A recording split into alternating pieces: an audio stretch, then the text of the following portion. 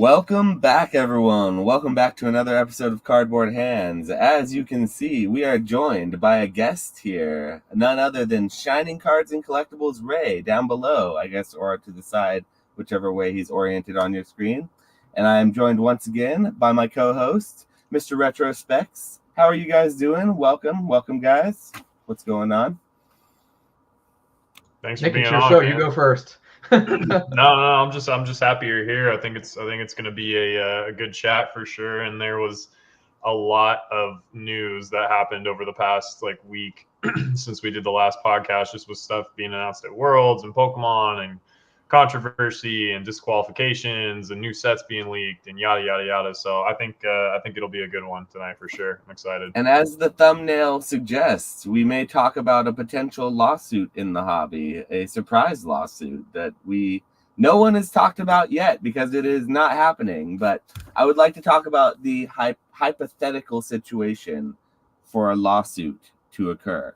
But we'll get there. We'll just. You clickbaited me. You clickbaited me. I thought there was a lawsuit that I didn't know about. Let the record show. Josh clickbaited me too. So. Okay, well, we're gonna get into that. We're gonna let that cook, let it sizzle, simmer on the stove for a little while, and then we're gonna get to talking how you guys have been doing. I haven't talked to Ray in a long time. We haven't been to a show together, and I don't think we're going to for a little while now. So I wanted to kind of see what was up with him, let him chill his whatnot a little bit, and see what was up with you too, Nick. It's been about 4 or 5 days since we've seen each other. Some good times. We can talk about the show. But anyway, first of all, I want to see, how have you been, Ray? Welcome to the show. Since we've last talked, you've started a whole new business. I don't know, according to what the IRS knows about this business, but you've started a whole new entrepreneurial endeavor on Whatnot, and I applaud your alleged success. So tell us about it. How's it going, man? Why don't you chill a little bit for it? Well, first of all, let me just say thanks to the both of you for having me on. Bierski is in chat, and Ponga, I believe, is in chat, and I've told them when I was on their live that between you guys and the Box Nostalgia podcast, it is probably my favorite podcast, but I can't say that in front of Bierski and Ponga. But you guys absolutely watch it every single week. Sorry, Bierski and Ponga, but absolutely my favorite podcast. I have Bierski with me now as a partner, so it kind of hurts even more now to say that. But yes, he is working with me at Whatnot. I did start Whatnot about a month and a half ago at 5K followers. Really, really proud at what we've been able to do. It's been an absolute metric shit ton of work. Working something like sometimes between 70 and 80 hours a week, because my brother Dan, some of you may have saw him at Orlando Collecticon, and he knows Pokemon, but he doesn't know Pokemon like what you and I know Pokemon, Josh and Nick. You know what I'm saying? We know Pokemon. We can look at a card for the most part and be like, oh, I haven't seen this card before really, but that looks like that card could be $5 to $8, right, to the market, and have a pretty good guess, and I bet be pretty accurate. And every once in a while you look it up and you're like, oh shit, I was wrong about that. But for the most part, he does not know that whatsoever. And that's what I wanted going into this. I wanted someone who was completely unbiased, who, and most importantly, would be surprised by what he's pulling out of some of these boxes. Because once again, you and I have seen all this millions of times. We've seen all the spoilers, everything. So a lot of the times, especially early on, Dan was super stoked to be pulling some of these things because he's never seen it before. He's shaking on camera because he's like, dude, this is so cool. I've never seen it. And that genuine excitement is what I wanted to bring to Whatnot. It's not fake. Let's go. And there's nothing wrong with that. I'm not hating on the guys that do that. I'm sure after a certain amount of time, you got to maybe put on a little bit of an act because you're entertainment. And at the end of the day, that's what it is. And I know after living with my brother for a very long time in my life, that's what he can be. But he's also genuine just like me. And he's not going to fake it. And that's what I wanted. I told him at the start of it, as long as you're you, and I told it to Bierski too, people are going to love it. Because I wouldn't have had you on the team unless you're great in who you are. So Bierski, shout out to you in the chat. You're great. Great first 2 live streams, my friend. We're going to keep doing great things. And Whatnot's been really fun so far. I want to say one thing about the whole like being fake versus being genuine on the stream when you're opening for other people.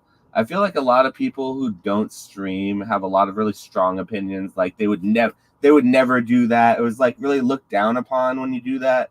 But to be honest, like when you're on the other side, the seller side, and someone's spending their hard-earned money on a pack, it feels like when they brick, the least you can do is give them a little bit of enthusiasm about it and not be completely soul crushing and be like, well, sucks to be you. Give me your money, noob. You shouldn't have done that, right? Probably a bad idea. Probably a gambler. Like, you're not going to sit there and give them the straight talk.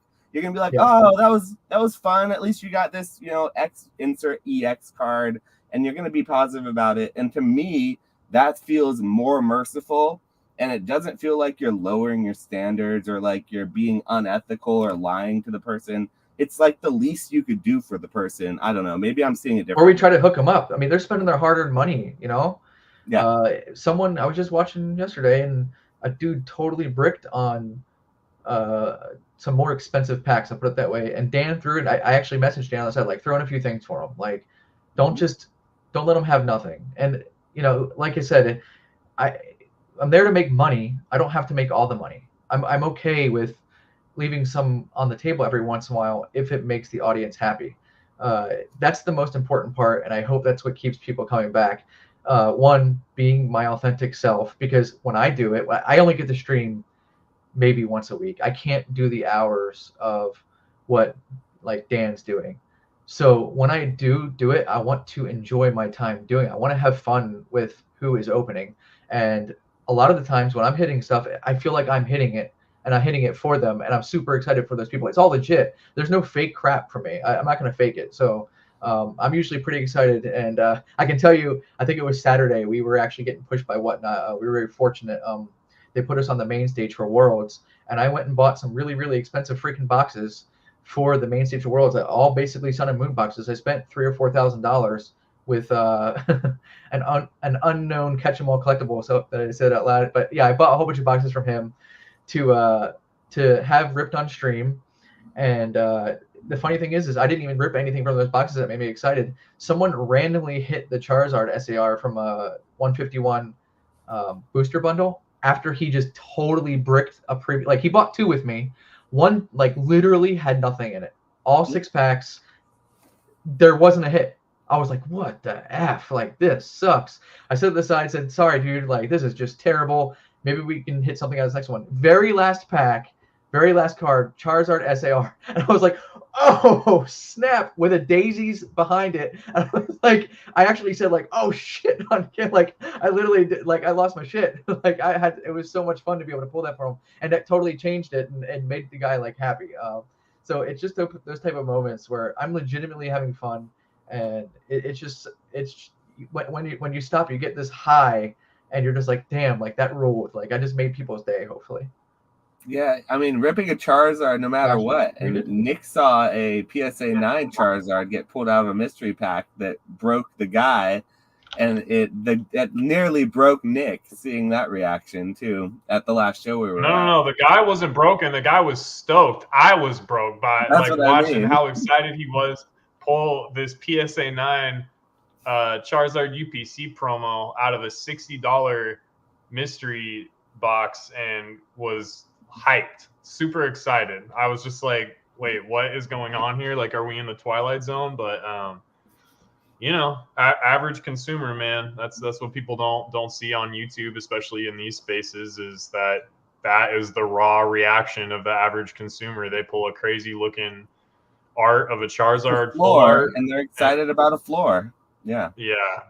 Some people are just in it for the fun. Like, they literally love Pokemon, and if they do hit like that crazy $100 card, they'd probably be just as excited as if they hit the $20 card, because they love them all, And that's, I think, what we saw there. Yo, Dan hit a god pack in V-Star yesterday. Oh, you did? Oh my dude. Yeah. I was watching it, like, shaking myself. It is so legit. I think that Pikachu is gonna move up in price over time. I mean, the boxes are up like $30 in the past Dude, I it don't wasn't know. even it wasn't that God pack. It wasn't the 9 square art, whatever you want to call it, with the Pikachu. It was just all the Oh. different ARs and 4 SARs. It was Oh, ridiculous. really? I didn't even know you could Yeah. pull those. Yeah, I you can thought the pull the 2 only kind different of God types. pack. Okay, I thought the only kind of God pack you could pull was the one with the Pikachu. But yeah, that's crazy. I think V-Star is a good set. Like a lot of people when we were at the show were asking me like, oh, should I get, because I had V-Star and 151 at $70 a box, and there's 20 packs in the 151. So like a lot of people are like, oh, 20 packs versus 10. But I'm like, yeah, but you get something, like you get some sort of like full art, cool looking card out of every pack in V-Star universe. So arguably like that's a more fun opening experience. But I think people like having the 20 packs versus the 10 type thing. So yeah, but I don't know. I just feel like that's going to be a fun experience to open for a long time, and so it's always going to do well on stream and stuff like that. So yeah, definitely a good set. We're extremely fortunate, guys. V-Star, VMAX Climax, and like 151 is just, I mean, it sells like crazy and whatnot, and it sells for a reason. It's legitimately insanely fun to open, and don't sleep. Pro tip now: do not sleep on any of those products. It's really good. Yeah. I'm not sleeping. The co-host might be, but I'm definitely not. I didn't buy Japanese products in 2019. I didn't buy them in 2021. I didn't buy them in 2024. And I'm probably not going to buy them in 2069 in the future either. So I'm glad you guys like them. They're really cool. I'm sure they're great. I'm just sitting here trying to think about, like, if I have I have all these cards with the intention of sending them to Beckett, but I don't want to deal with Beckett, so I might just send them to PSA. So, like, that's where I'm at with Japanese. I'm just trying to get rid of the last stack that I have and black label a few of them, but I don't even know if I can be bothered with it. So we'll see. We'll see how that What's goes. the issue, Josh? Do you just hate premium products? I'm confused. Do you see a BMW or like an Audi go by or a Lamborghini and you're just like, nah, I don't think I drive that. Let me go get that Yaris. The argument that they're made more like in better condition to me never really made much sense because they felt flimsier, the card stock, and I really don't like the gold outer border on the back of the card. I enjoy the English. But Josh, who cares? Who cares? No, you're asking my opinion. Who cares? Like, you asked my opinion, so I legitimately don't like them. So no, that won't change my opinion at all. If that's what you're wondering. Now, how's the market feel about them? They don't like them as much as English. That's what the market feels about them over here. Some people like them, like people on this podcast, but for the most part, I know is I sold a lot of sealed boxes, and I sold maybe 4 packs of Evolving Skies. So, I mean, that's fair. Evolving Skies is at where it's at now. It's a tough sell because it's not a fun open, and it's very expensive, and people understand that. And people are also not budging on their prices on it because they also know it's not getting a reprint. So, like, I get why people aren't, like, opening Evolving Skies with a reckless abandon. When you have 151 that was $150 not 2 months ago, 3 months ago, and now it's barely pushing 70. So, like, of course you're going to go for the one that it's over $80 on eBay. What are you talking about? Oh, I was selling it for $70. My bad. $80. It's almost half of what it was. Cool. So it's up like 100% from the bottom. Like this, but it loves feels to better cherry pick time frames. Like in any day, it always feels better to open the cheaper product that has better pulls, which is what 151 is. But I would argue people don't want the Japanese singles as much as the English. You are out of your mind. Comparison. People were buying from at LA Collecticon. People were buying 151 for almost $200 a box. What do you mean, like cheaper product? In back when 151 was expensive. Yeah. Yeah. It was like 180. People are still buying it, dude. It's all right. We have this conversation every single time. They never stopped buying it. That's the thing, though. They never stopped buying it. It's a great set. No one's ever said it's not a great set. But people objectively, in my experience in America, people prefer the English product when given the opportunity. Okay, so here, how about this? If you were to buy a bunch at the same time, 151 Japanese was $150 a box, you could have bought a lot of English 151, and that never did a crazy crash like Japanese did. In fact, it's only gone up a little That's bit. because they haven't reprinted. They haven't printed it at all. Like no one's like that. That's a completely different argument. Like demand is not like demand is way more. The demand is only there when it's not being reprinted or when it isn't being reprinted, and I disagree with that. People would keep buying it under a reprint. It wouldn't go under $50. They did. That's what I'm saying. They bought not it the same set. They're not the same set. ETBs would not go down from $60 to $30 like the whatever the Japanese boxes did. When it was 180, people were buying Japanese 151 when it was 180. They bought it when the reprint got announced and it dropped to 150 and then 110, and they bought it all the way down into the high 40s or mid 50s, and now it's back up to $70, $80. So they've been buying it the whole time. Demand has never changed. The only difference is English. They did one print run. It only came in peripheral products. There was no booster boxes, and they haven't reprinted it. And English is doing that with every set, low printing it, or there's printing issues or delays or whatever. And that's why English is running. Just because English is doing well doesn't mean there's no demand for Japanese. It doesn't even make any sense. Like that's not the argument that I'm making. It's not that it's not because English is doing well that there's no demand. I would argue that people have seen what Japanese is. It's not completely limited. It could be reprinted, and the fire has been put out. Anything can be reprinted. That's not what the narrative was for Japanese product before. Everyone before this whole boom was like, "Oh, they're lit." Yeah, because markets are cyclical. What do we always talk about on this podcast? Shining Fates. Shining Fates was an exclusive, hard to get premium product at one time. It was twice MSRP at LGS's. Now it sits on Pokemon Center for perpetuity. Anything can be reprinted. The same argument is true for ETBs in English. They didn't used to reprint ETBs before they did. So, I mean, it's the same thing. People used to say that about ETBs, and then they started reprinting them, and now it's sort of been hushed. It's the same way that people my thing is this: limited. Regardless of personal opinion or personal preference, if we're letting what our personal preferences get in the way of us making money, that's a bag. I would never in my life say I will not sell this because I'm not as into it. I sell Pokemon all the time that aren't my favorite Pokemon. I sell English. I sell Japanese. If Chinese was popping, I'd sell Chinese. It doesn't matter to me. I don't care. Capital is limited, and when capital is limited, you can't buy literally every single thing. So you buy the things you like and you agree and you believe in. So if capital is limited, you should be buying what's selling. Japanese when I don't believe. If capital is in all kinds of great English products. If capital is limited, you should be buying whatever turns over quickly.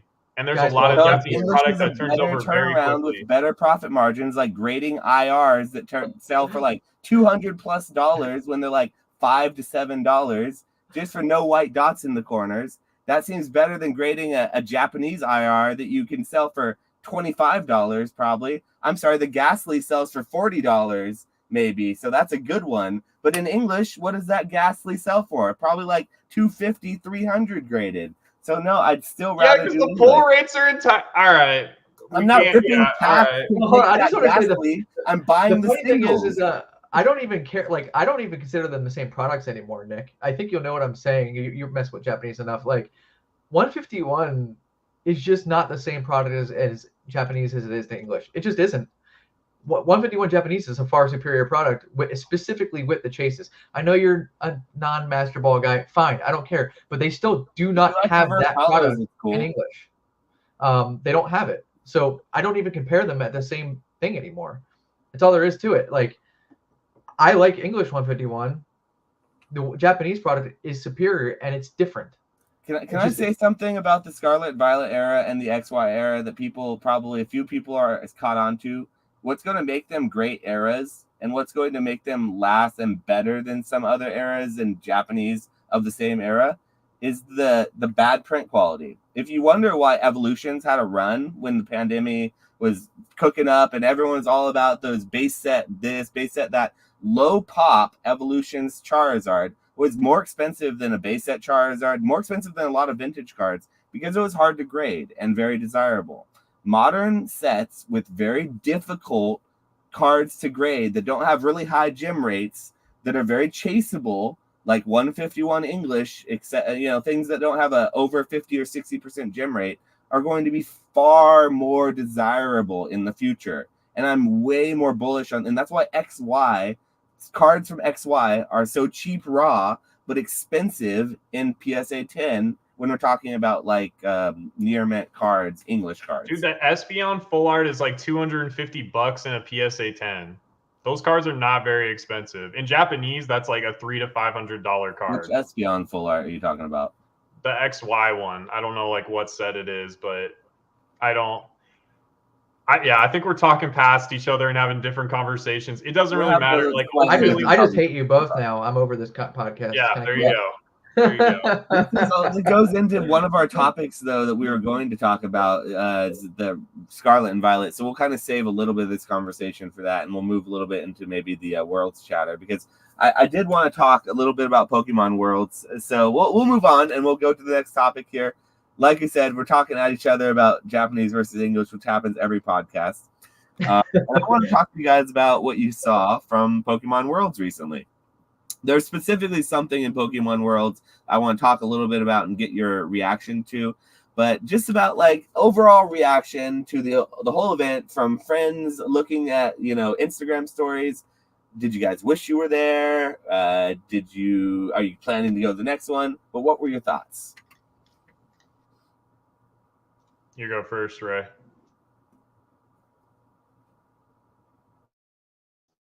Oh, you're muted. Oh, Ray, can you hear me? I don't know. Can Ray hear me? Can anyone hear me? No. Okay. All right. Okay. Well, I guess I'll go then. Sorry. My Bluetooth headset keeps going out. My bad. Okay. All right. You cut out the middle of it. I might have to change to my headset in the middle of this show. So sorry about that, guys. I was having this issue with Java the other day. My AirPods just keep randomly cutting out. So you wanted to ask what we saw from Worlds and all that kind of stuff, Josh. I didn't mean to just cut you off completely. I'm sorry. No, you're muted now, Josh. Yeah, you're muted. Muted. Yeah, I was just saying, what did you see from Worlds? Did you like what you saw? Did you wish you were there? So, what's going on with that? Worlds. The best that I can do is try to somewhat keep up with it, because I literally was on Whatnot all weekend. Like I said, they pushed us for the show. Our Saturday show on Whatnot went from 8:30, 9 o'clock in the morning until, what was it, like 9 or 10 o'clock at night? Like literally all day long. It was me going right into Dan, going right into Bierski. And that started actually the previous day, on Friday, we were running like pretty much a half day at that point. So it was like a day and a half stream event, pretty much nonstop. So the only thing I could get was I check Instagram, YouTube every once in a while, and it was just looking at the usual suspects of friends, whether it's Mexican Hipster, Gem Mint, Weedle, I think Rusty was there, a few others. Some people I would just check in every once in a while to see what they were up to. Mostly I would say Gem Mint. I was checking in mostly on his pictures because he had a lot of cool stuff, and I was specifically jealous because I really, really wanted to go, like bad. I almost went. Just Whatnot, I needed to keep pushing it. Like I've been going nuts at it. But they were in an area when I visited Hawaii, which I was very, very familiar with. So it made me even all the more jealous. I literally stayed right next to where they were. I even asked a Weedle at one point. I messaged him in the middle of his show because he sent a picture. I said, "Are you at this location?" And he said, "Oh yeah." And I was like, "God, like I was there. I know what you're doing right now. I hate you." So it's just knowing that made it all the more worse. But past that, I don't know anything about the gaming that was going on. I was just trying to see some beautiful pictures with some really cool Pokemon stuff. What about you, Nick? What do you think about Worlds? Did you see any of it? I saw like a few people post stuff on Instagram. I saw like Radar make a post in his like Tropical Mega Battle shirt, and I commented on that. Personally, like I don't know. Like I think it would probably be cool to go to one time for like networking and all that kind of stuff. I'd buy if I could get into like the Pokemon Center or the pop-up stores or whatever they do. I'd be buying as much as I could to flip. Obviously, Overall, like it's not like super compelling to me as much as maybe like a Collecticon or like some other sort of business related thing would be, just because I don't know anything about the game and like I don't know what I would do all day. If I was going to go to Worlds, like I'd probably, because I'm thinking about doing it in Anaheim because we have a timeshare there, but I probably would just go to like buy this stuff at the kiosk or the Pokemon Center, however they set that up. Like I'd go show up, buy that stuff, have dinner with people, maybe show up to the event for like half an hour or something, and then just like spend the rest of the time like a normal vacation with my girlfriend. Like I don't really care about being at like Pokemon Worlds all day. There's no buying or selling or anything. Like I'm not trying to just like hang out and have like an open Zion case so everybody can show off their, like it's whatever to me. But I think the merch is really cool, and I think it would be cool to like buy a bunch of that stuff to flip. And yeah, I think it'd be like a good networking opportunity, a chance to meet a bunch of people that you haven't like met before. But again, like I don't know anything about the game or the playability and don't really have a whole lot of interest in it. So I'd probably just use it as an excuse to like write off a vacation kind of thing. That's probably how I would treat it personally. What about you? Yeah, I mean, I kind of feel similarly. It might be a little bit of a hot take, but maybe not that hot of a take, because I think other people feel the same way. Is like I'm really over the whole like Worlds or specific event merch. I don't know if it has like the date and the place on it. It just feels a little gaudy to me. It's not really my style or my aesthetic. I like a more plain aesthetic. So some of the plushies are kind of cool from Worlds. Like I like the Pikachu with the ramen bowl that was in the Japanese Worlds recently. That was really cool. Like, because I love ramen, I love Pikachu, and like that makes sense. But I don't know. I don't need like a ukulele. I feel like that's not something I would want per se because I don't play any instruments. Maybe if I played a guitar, it'd be cool. The backpacks don't really do it for me either. They're kind of a cool like No, but shape. they're cool flips. It's kind of like the skateboards. Like most of the people buying those Bear Walker skateboards don't know how to skate, and like those skateboards aren't for skating anyways. Like they're for display. It kind of bothers me. It's weird. It's a weird take from me as a flipper to be bothered by people flipping that merch. But for whatever reason, it bothers me. Oh yeah, when that's people super flip it. weird. It's a weird take. No, I legitimately get that it's a hypocritical take to have, but for some reason, like maybe it's because I don't like the stuff so much that I don't understand it. Whereas cards I really like, so I kind of understand the flipping. It just doesn't like matter. It's like why are you getting mad? It's like Supreme drops will happen at the Supreme store in LA. If you're up at 4 a.m. and standing in line, you get the shoes. If you're not, you don't. Like, are you going to sit and whine that you weren't there standing in line since 4 a.m. and someone else is selling the shoes for a premium? Like, we've had this. I'm not going to make posts about it, but I don't have to love it. You know what I mean? It just doesn't feel great because then if I was at the event, it would be long lines, you know? No. I'm saying like for the people that are mad that people are buying this stuff and flipping it. Like, that's weird to me. But that's like, me. I'm saying I don't like that people are buying this stuff. I don't understand that people are doing it. You're muted, Ray, by the way. What do you mean you don't understand what? Like you don't I don't understand why people are so hype about it and allowing this type of scalping to go on. I guess is what I'm saying. It's limited merch. And it's like it's Pikachu and snorkel gear, and it's like people have always loved World stuff because it's limited and it's cool, and they usually put like nice arts on stuff, so people want it. Like people have always wanted it, whether it's a hat or a backpack or a lanyard or what. I mean, staff cards sell for a premium to like the regular Paradise Resort or Champions Festival. It's the same thing. It's limited and people want it, and subjectively it's cool. The cards I get, but like the other merch, I guess I just don't get because I'm not the market for it. So it just comes from a place of me not understanding because I'm not the market for it. And I guess it just rubs me the wrong way because I guess the long lines that occur because of that and things selling out before people can get a chance to buy them feels kind of like something Pokemon themselves can like do better at, I guess. I don't know.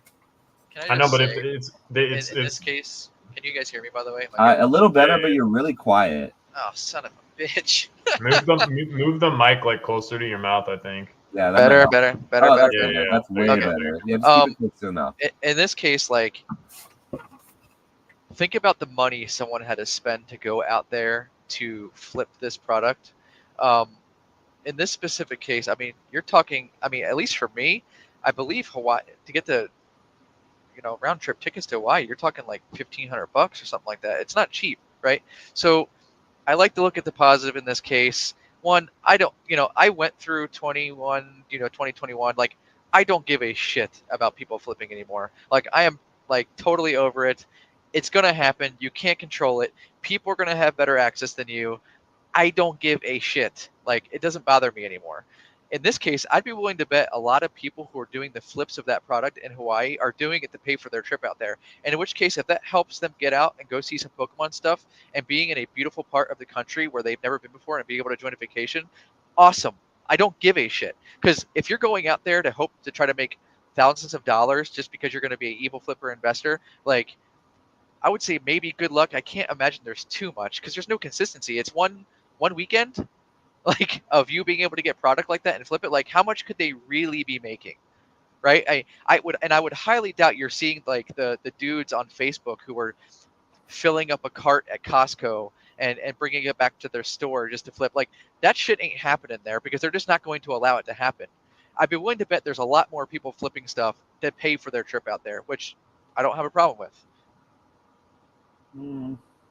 Yeah, I don't I don't either. I mean, it's kind of like the autographs, like the signing events or whatever. You go, you get 2 autos, you sell one, it pays for most of your trip, you keep one, and then people are weird about autos and what people do with autos, and it's super weird. I don't know. It's all that stuff has been like worrying about what other people do is and has always been very weird and very, I don't want to say pathetic, but like kind of pathetic, like kind of honestly it's pathetic. An admittedly like, weird take from me. Like I said, it's admittedly a weird take, and I think the only reason I have that reaction to it is because I don't understand it, and like I feel like the people who are only doing it to pay for the trip, you could just not go because like the justification is that it's really expensive. That doesn't make any sense. Why would you not go if you can go have a good time and knowing there's going to be merch there? Like, well, I mean, if you're using it like a vacation, sure. But if all you're doing is that and then you're leaving right away, it feels like the justification. Sure, it's to make money. I get it. That's fine. That just doesn't feel great. That's all. I don't know. It just doesn't feel great. You just traveled to Seattle for a card show and then turned around and went right back. It's like no one's faulting you for that. You came to make money. Like that's fine. We hung out. We got food. You got to see the homies. We got dumplings. It was lit. Like, there's nothing wrong with that. It's the same thing as going to Hawaii. We got poke.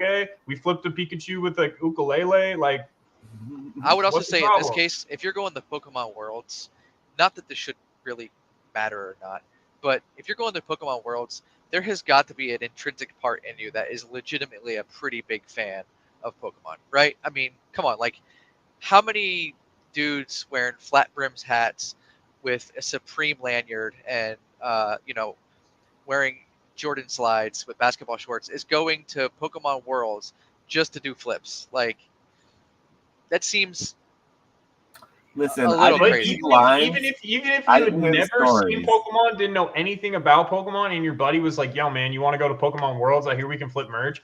I still don't think there's a moral issue. Let's meet in the middle. Let's meet in the middle.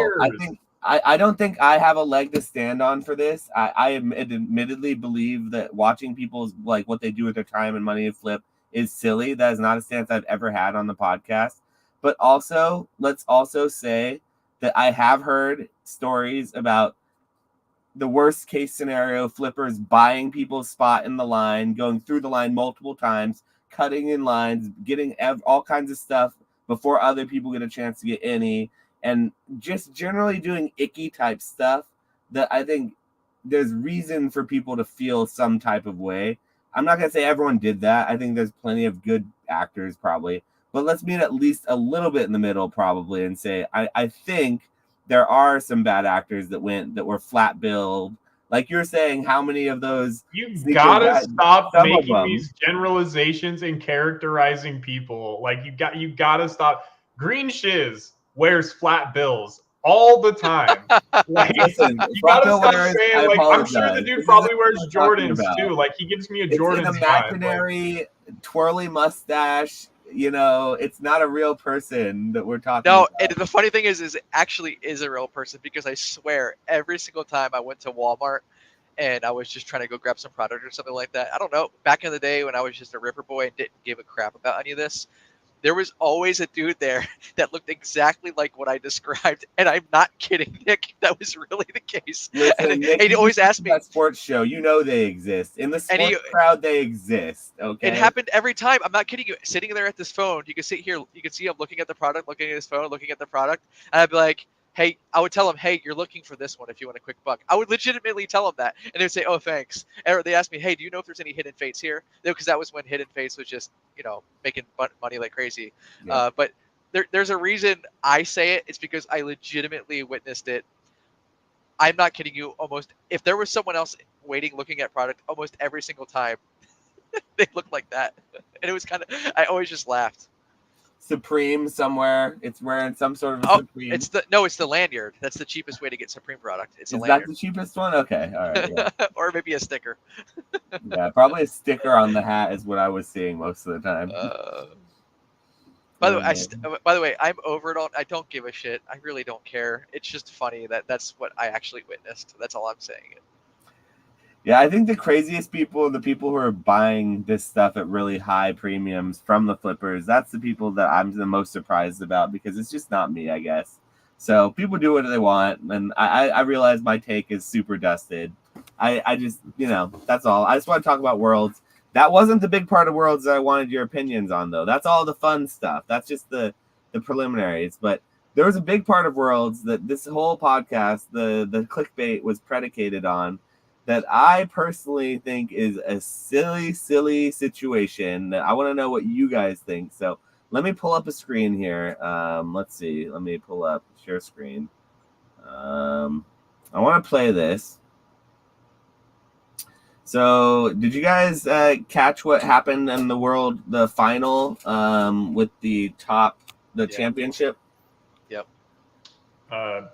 Mute the audio if you're going to play the video, just to be safe. Okay, yeah.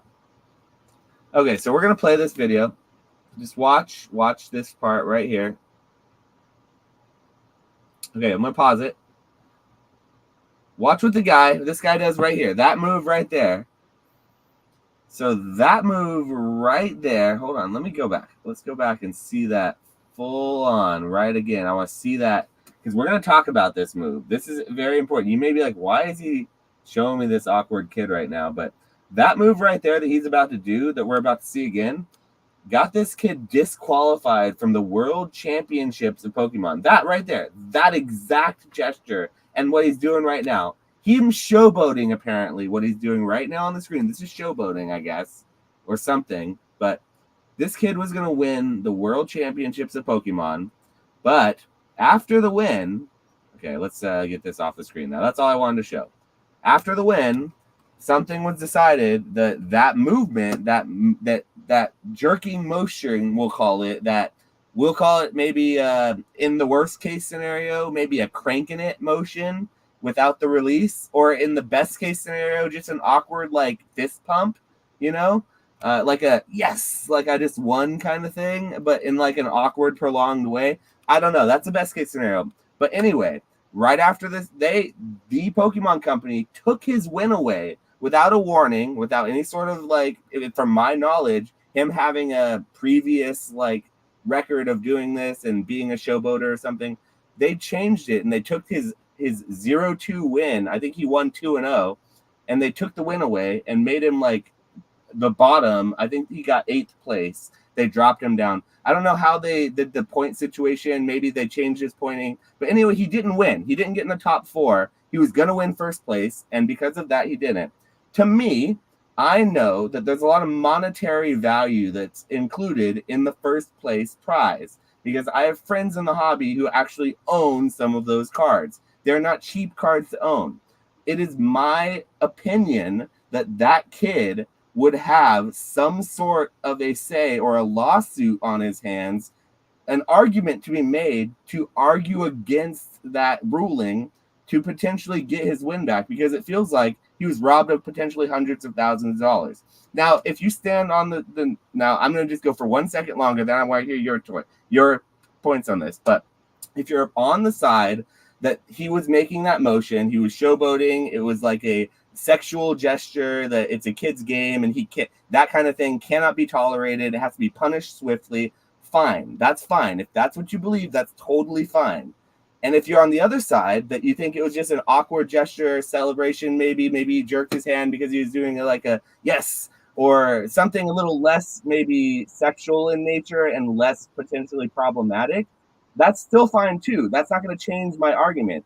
Either way, I think a lawyer would be due to come in there and make an argument one way or the other in a non-biased way to a court of law to argue for that kid, because I personally think there's some screwiness involved there. And if there's no prior sort of like issues that he was warned for it or any sort of thing that immediately take that win away, nah, bro, that's not it. If I was that kid's parents, I would be on the line with a lawyer, and I would not let this sit. But what do you guys think about this situation? Am I a little too hot about this? Or is it clearly him making a jerking it situation? Or what do you think about this? Like, what's going on?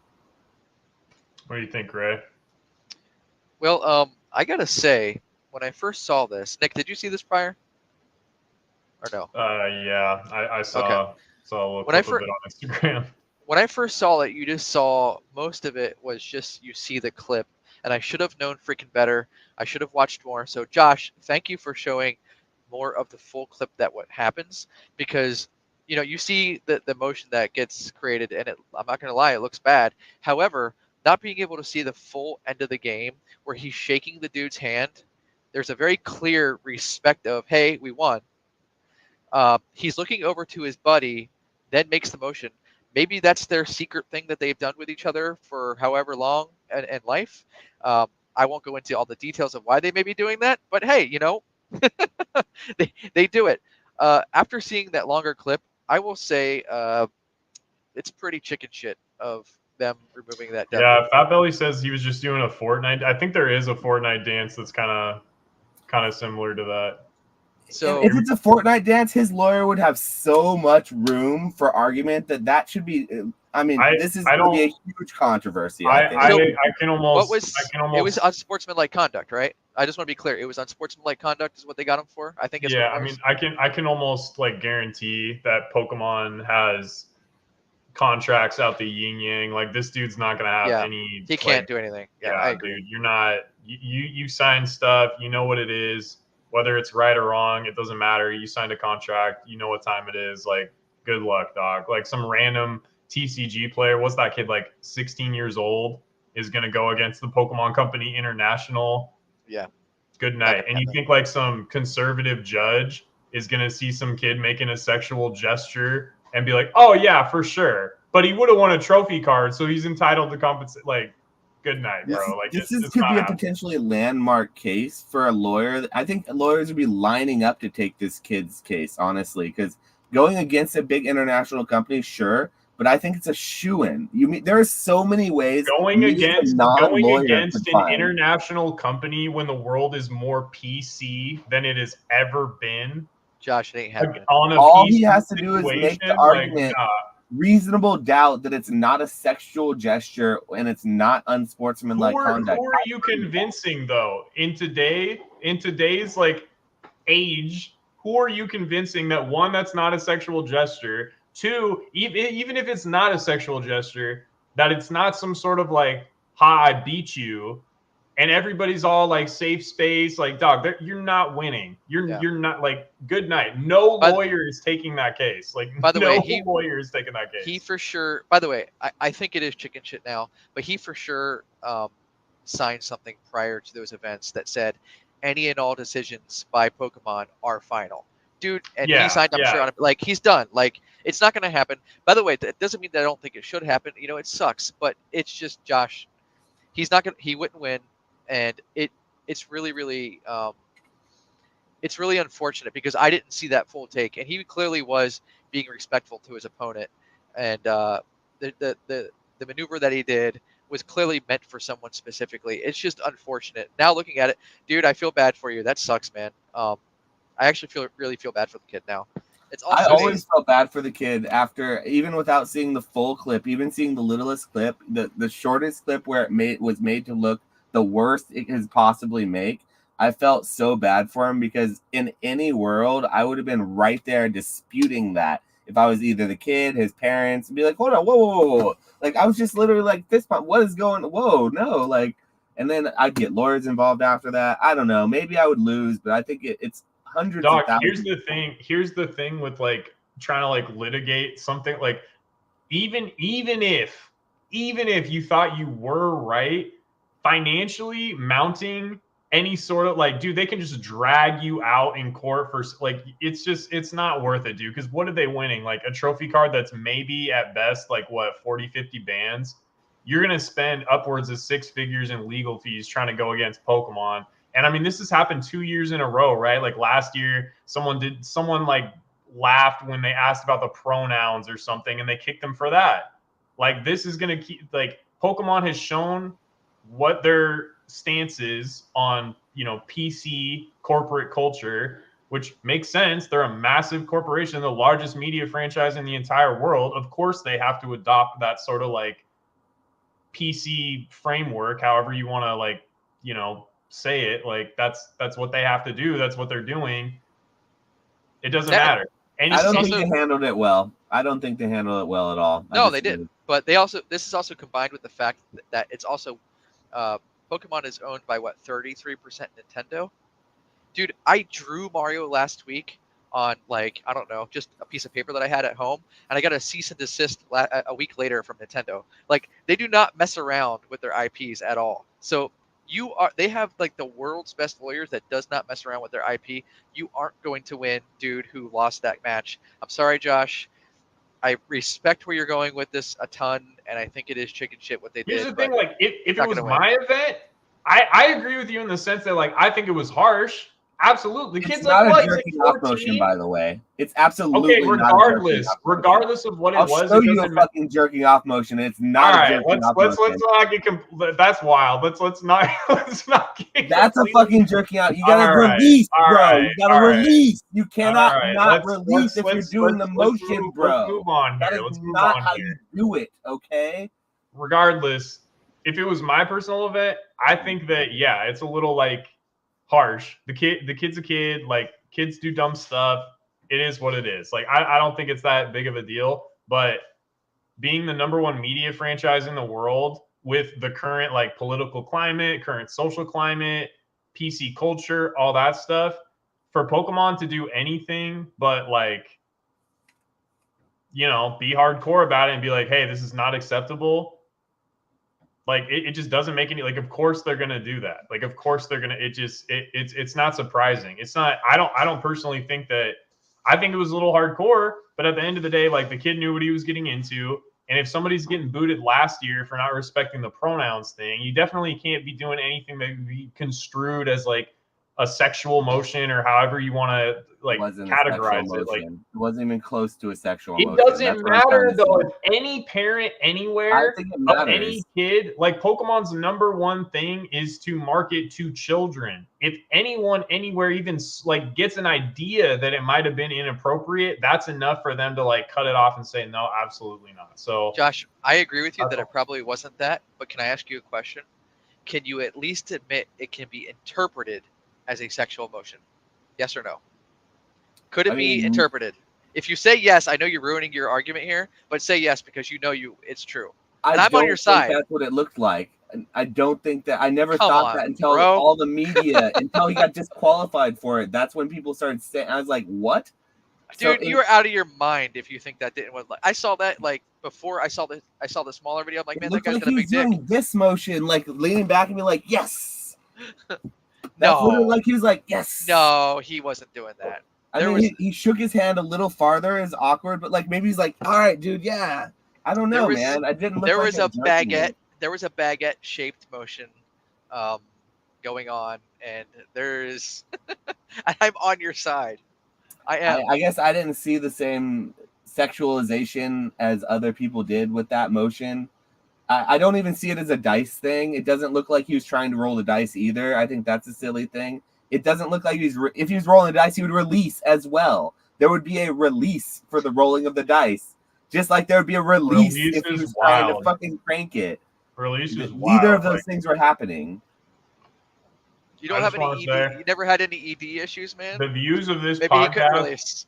the views espoused in this podcast do not reflect the views of Retrospecs LLC. That's all I'll say for this one. This one's getting a how little many of you wild. guys have been on the world stage and been on camera and then won a competition that you worked your whole year for and then like had some sort of a celebration that was a little awkward? I'm sure none of us have been in that situation. And to be 14 in addition to that, it was dirty what Pokemon did to him, bro. I'm making a joke of it. I'm laughing and stuff, but to be 100% clear, I'm really offended for that kid, and they did him super dirty. But you have to understand again that like neither of us disagree with you on that point. But this is not small town Hallmark movie court case. This is #1 media franchise in the entire world whose primary demographic is children. That's it. Period. Like, if is it a little harsh? Sure. Could we argue it's a little harsh? Kids will be kids. Kids do dumb stuff. Yes, absolutely. But from a business point of view, from an optics point of view, it doesn't matter what you think it was, what I think. None of that shit matters. The fact of the matter is, it could be construed as something not appropriate, and they have a reputation to uphold, and that's it. They don't care if that kid was like, oh, joking around. It doesn't matter to them. They're a big corporate monolith, and they're not going to let what any kid on a live stream jeopardize that. Like, bottom line, that just is what it is, dude. It's a business. It's unfortunately pretty binary from their point of view. We don't have to like it, Josh. I don't love it. And like I said, seeing more of the video actually made me a little bit feel for the kid. But I'm not going to deny what it looked like. I'm not stupid enough to say that. I'm not saying that's what his intention was. His intention may not have been that. And it's unfortunate if he especially did not get a release. That's all I'm going to say. That's wild, dog. Like, y'all are all right. Next topic, bro. Like, I swear to God, if I hear release one more, like, hell, dude, this is not what I signed up for, dog. Like, this is. I told you, I told you, we're getting sued, baby. I'm surprised YouTube is not all up in here right now, just like woo, like handing out the ban hammer, relentless. Like, yikes! This is a wild one. I just want to hear your guys' take on that because I don't think my take is a normal take like usual, and I was thinking I would hear what you guys said. We agree with you. If it was my kid, I'd be like, hey, that was like kind of funny, but also like, don't do that again. You know what I mean? I'd have a lawyer because it's $100,000, and even though if you're gonna lose, I'd find a lawyer that'd be willing to do it for pro bono. You know, just a percentage of whatever the win is. And to me, Pokemon looks really bad. It looks like they're bullying a kid out of his hard-earned win, and it's a terrible look for a company to have. A David Goliath situation could absolutely, in my opinion, occur. And if it was my child, I would certainly not drop it because it's not a big deal. Oh, this is not Aaron Brockovich. And I know. Win against the corporation. Fuck the corporation. Dude, he's not. Bro. He's not. Like, I know you want to live in like Aaron Brockovich, like in that movie where like the good guys win and the big evil corporate giant gets exposed, but that's not what happened here. Pokemon is not covering up an oil spill or putting, chemicals in your water or anything like that. Pokemon is banning somebody that did something that could be construed as inappropriate on a live stream during Pokemon Worlds. That's what happened. Like, they did not do anything bad. He violated the terms. Talk about out of pocket. Like TCG out of pocket. Let's move on. Fair enough. TCG. Oh, okay. All right. I got to start on this one because I am. Hold on. One last thing. All right. One last thing. Mile High Pokemon. Go ahead and give that kid a call. Just want to throw that out there. I know you've been helping out Rattle. It's your turn to step up, dog. Yeah, this is your time. This is your time to shine. This is your time to shine, dog. Like, enough selling bulk. Baby. It's time to represent this kid. But all right, TCG Pocket.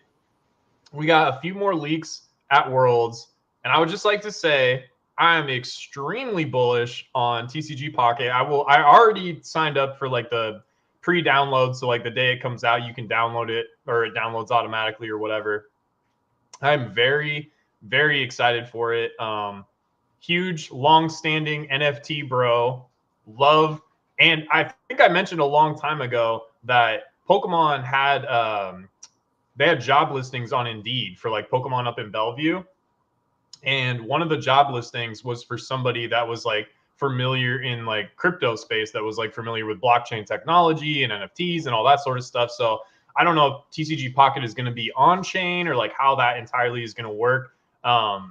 But the idea of like digital goods, digital assets, being able to like trade with your friends, things like that, creating value, digital scarcity, like all that stuff, I am 1,000% here for.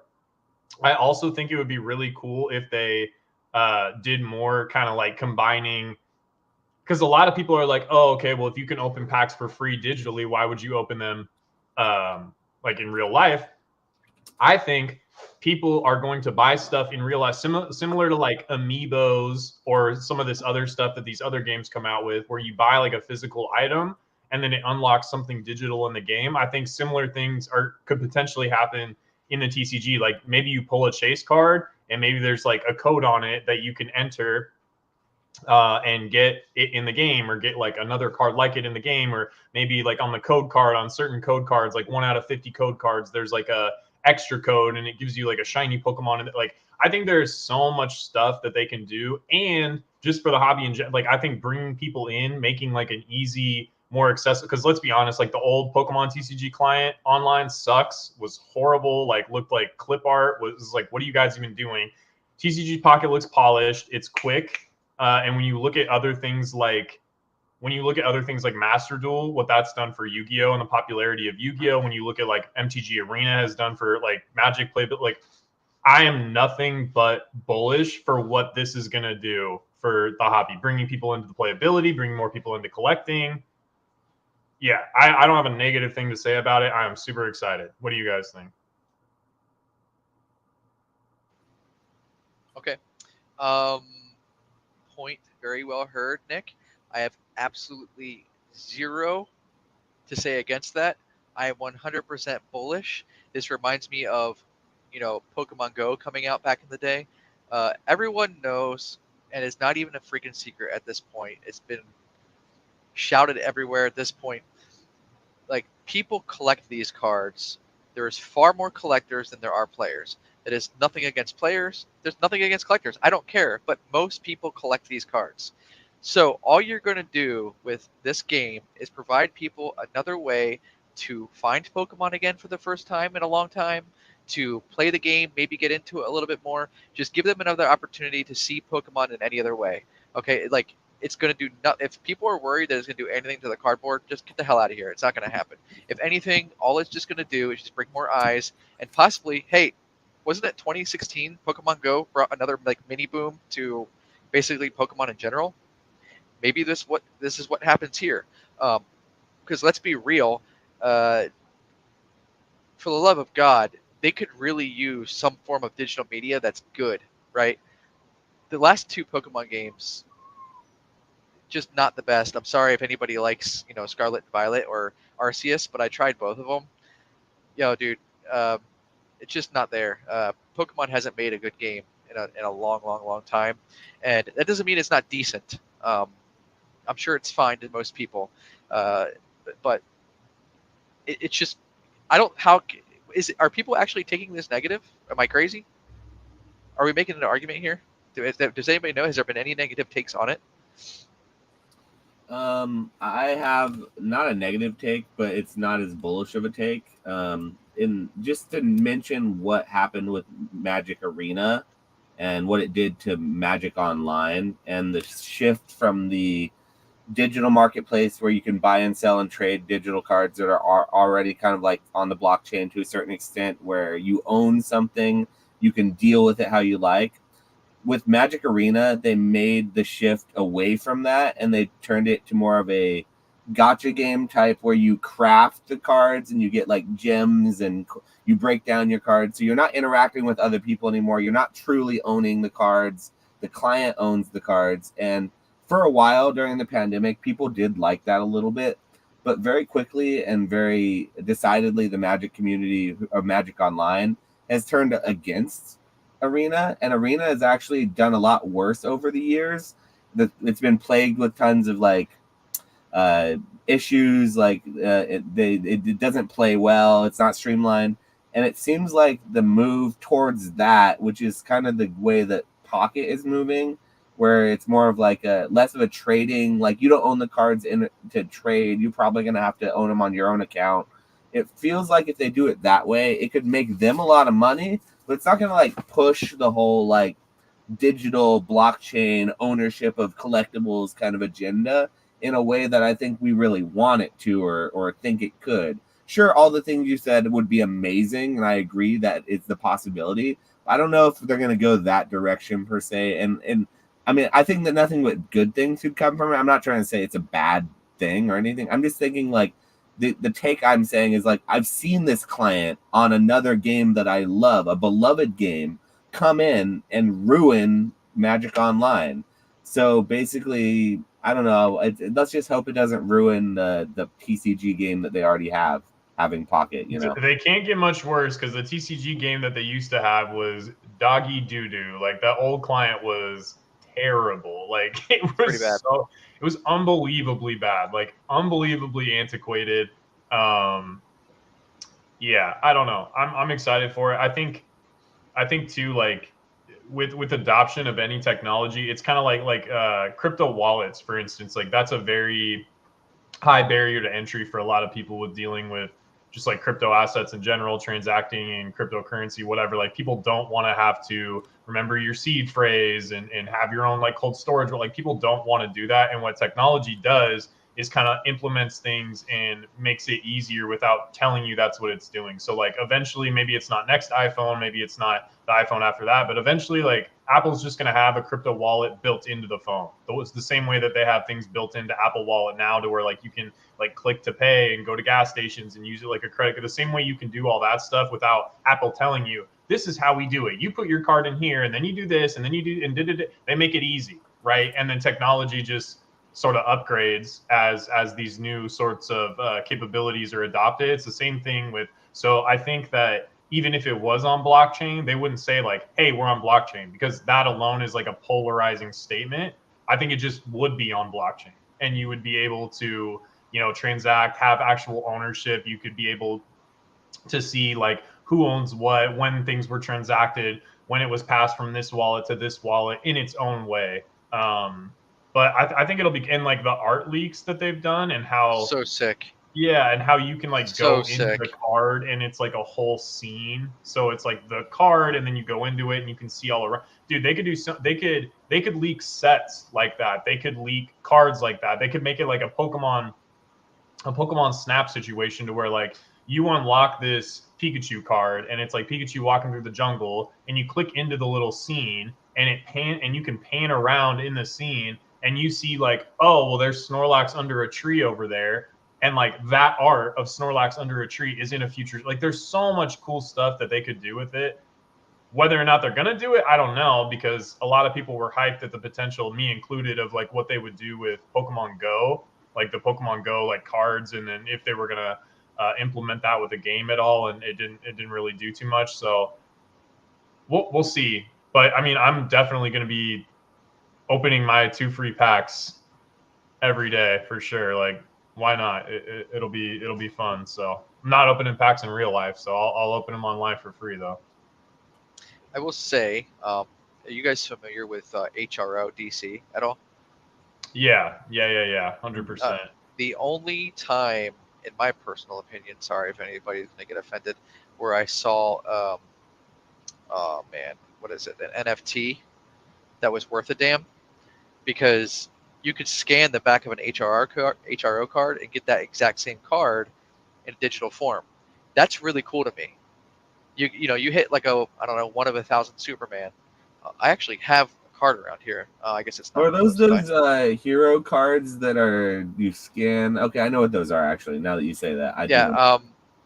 If they did that too, it would be badass. But I don't know if they're going to. But I also don't know if there's ever going to be a. First of all, one, if they're going to make the digital form of this, it's going to be good. It's going to be killer. It's going to be a great success. But if they are able to ever translate it to what Nick was just saying, to where it could be like in the TCG form, where you can scan it and make it a digital, I just think they would just absolutely smash it. It's going to be really cool. That's all there is to it. And then base set Charizard will be released after like the first set or so, and everybody will lose their mind. And yeah, it'll be all good. It's nothing bad to say about it for sure. I think if anything, the worst case scenario is it doesn't do well and it fizzles out, and that's that. It's not like it's going to do detrimental, any bad thing to the hobby in any way. It'll bring more people in, if anything. By the way, people have been saying they're going to introduce numbered cards to Pokemon sooner or later. I think this will be the time that they do it. If they're going to do it at all. I don't think they're going to. One I of see five. no need. The Bear Walkers are numbered, but it's not like TCG, I guess. It's not like a numbered TCG card, but all Well, the Bear once Walkers. again- If you do a numbered card, you can't reprint anything anymore. You're limiting your reprint to never again with a numbered card serialization. Do you not see like sports cards and they have a million different parallels? All you got to do is just make that sprite a different color, and now you can add another 100 to the But list. it's technically not the same card, so it's still not the same thing. So Gotcha. Agreed. I don't want to see Pokemon turn into that, is what I'm saying. You know what I mean? I mean, technically, like it's just people thought that the Magic stuff was going to eat doo-doo after the ring got pulled, and it did for like a week, and now I think collector's boosters are like $500. The ones that are better are the ones that did not have the ring chase in it, which just had all the regular cards without the I don't know. serialized I was cards. watching like Rudy, and he was talking about, I think it was like the holiday bunch, and he was like, "Yeah, those ones. I couldn't even." Those sell didn't them. have any serialized like ring cards. Well, they had serialized cards, but not the ring card. There was 2 Lord of the Rings sets, Nick. Yeah, but One even had- the collectors boosters, I think, are up in value. So like, I Yeah. think they could do it without it like tanking too much in value. But I Totally don't different with necessarily- Magic. That's totally different because the reason they do that is because they're limiting the print run so hard in Magic right now. The difference in the last year of Magic that what they did in the last 3 years is striking. Magic and Wizards of the Coast is aggressively actually monitoring their print runs of collector boxes, and they're really tightening up, and that's why you're seeing these Magic sets do really well. Like the last 4 sets have been great, but it's not because they're like printing more than they ever have. It's because they've tightened up and they realized what worked. So it's a totally different situation. Yeah, that's fair. I don't know. I'm excited for it. We'll see. We'll see what happens. But I got it. I got it pre-ordered, so I'll be on there. I don't know that I'm gonna build a deck and play any games, but I'll rip some digital packs like a DGen and hope I get the cool looking Mewtwo. So we'll. I'm happy that I don't think we're on the precipice of getting numbered cards in Pokemon, because the minute we start seeing those in mainline sets, specialty sets are a little bit different. I think you could see the numbered cards come in those for like specialty things, but for like a mainline booster box set, the minute we start seeing like numbered cards, that means to me the days are numbered for Pokemon TCG. That's what I would think. Yeah, I mean they don't really need to. Like they're cooking right now. Like there's no weakness. Even with doo-doo Pokemon, they're still cooking. So I don't think they're. Yeah. I just can't wait to see the special set with some of these cards in cardboard form, because it's going to happen. They're going to like Pokemon Go it, and they'll call it, Pokemon, I don't know, TCG Pocket Set, special set or some shit. It'll release during Christmas and it'll go nuts. Can we talk about maybe the Scarlet and Violet sets a little bit, since we're already almost, we'll just switch over. We kind of bleed into that topic. Sure. I mean, it's kind of what we're already talking about, but I feel like Scarlet and Violet, one of the things that people keep saying is like, wait until the second half. Like the second half is when they're going to start really cooking. And like, whenever I hear that, my eyes roll to the back of my head, because we're like 10 sets, 11 sets into Scarlet and Violet. We're well within the second half, and we haven't really seen too many like sets that are really cooking. And it begs the question, like, can any Scarlet Violet set handle a true reprint like we haven't seen yet, without getting completely slaughtered? But what do you guys think on that? What's your English? You're talking about English? Yeah, English. Sorry, English. Yeah, my bad. What do you think, Ray? Yeah, it'll handle it just fine. It's going to cause a lot of people to be angry. It's going to cause a lot of people to be upset. But like everything else, time will march on, like Rudy always says, and it will be fine. Just because you get hit with a reprint wave doesn't mean all reprint waves are the same. Was it Ultra Prism that got a reprint like way after it was supposed to? And they just peppered it out there, a nice little gentle breeze of Ultra Prism, got scooped up immediately, and there was no bubbles, no troubles. They're going to wait until these boxes hit 150, 160, 170, 180, that range. Reprints will get announced. It's going to happen. Like, just stop wondering if it's going to happen. It's going to happen. Be ready for it. When it happens, be ready to buy. Like, it can handle it. It'll be fine. These sets are not Crimson Invasion levels of shit. Okay? They just are not. Paldean Fates. Or not Paldean Fates. I'm sorry. The one with Okie Dokie. Shrouded Fable. Shrouded Fable is probably the worst set for sure. But I would still argue, dude, it's not Crimson Invasion. It really, I've opened it. It's fucking tough to pull cards out of that set, for one. And two, that Dusknoir line is pretty sweet. And that Houndoom, or Houndour, I forget, I think it's the Houndoom, is pretty sweet. It's still not Steam Siege. It's still not Crimson Invasion. And I like Steam Siege. I like Gardevoir. Steam Siege is... It's pretty that rough. The gold Gardevoir is really cool. It's not that hard to pull. Shrouded Fables, actually, the ETBs are up 5%. So outpacing Spy, it's up 5% in the past month. No. You don't quote that. ETBs had a really, really rough start. They haven't been released yet, have they? They're not technically released, Nick. They screwed up the printing. Yeah, don't look at that. I tried, guys. I tried. I wanted to be a modern investor too. No, they're gonna get slaughtered real quick here. Yeah, that set is. You're gonna see that set on Walmart and Target shelves for It's gonna be a bloodbath. The cover of the ETB is pretty dark. Like the art on it is. It's not great. It's not great, but I don't know. I feel like. Yeah, I mean, whoever handles like English Pokemon is completely separate from whoever handles Japanese Pokemon, because the approach to the past year has been like almost exactly opposite. Like Pokemon International, International, like the English side of it, like they're totally chill with like letting people cook, letting the investments move up over time, and letting things be short printed and all that kind of stuff.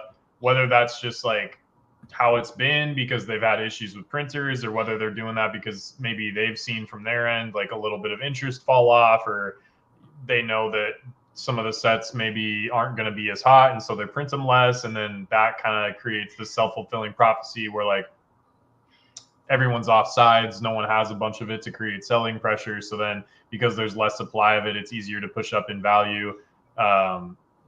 But yeah, I mean, like, I definitely think they can handle a reprint. Like, pretty much every box in English is cooking right now, so I don't really think there's like an issue there. If anything, like, I mean, I wouldn't be surprised. Like, I go either way on it. Like, I wouldn't be surprised. Like, English does not have like a consistent, and they just kind of do whatever. I mean, Japanese too. Like, none of this is consistent. Like, there isn't like a consistent release schedule, a consistent reprint wave schedule. Like, they just kind of do stuff whenever they want, right? Like, we're over a year past Crown Zenith, and they just did some random Crown Zenith product that nobody was asking for. So Pokemon's going to do whatever the hell they want. I would be really surprised if they didn't reprint 151. Like, there's just, especially if you're letting all the other boxes run, like if they did not reprint 151 in any sort of way for the holidays, that would kind of be insane. And if they don't reprint 151, it's going to friggin' rock it. Like, the PSA 10s are going to rock. Like, it's all of it is going to go bonkers. It's going to get reprinted. Yeah, I think it's going to get reprinted.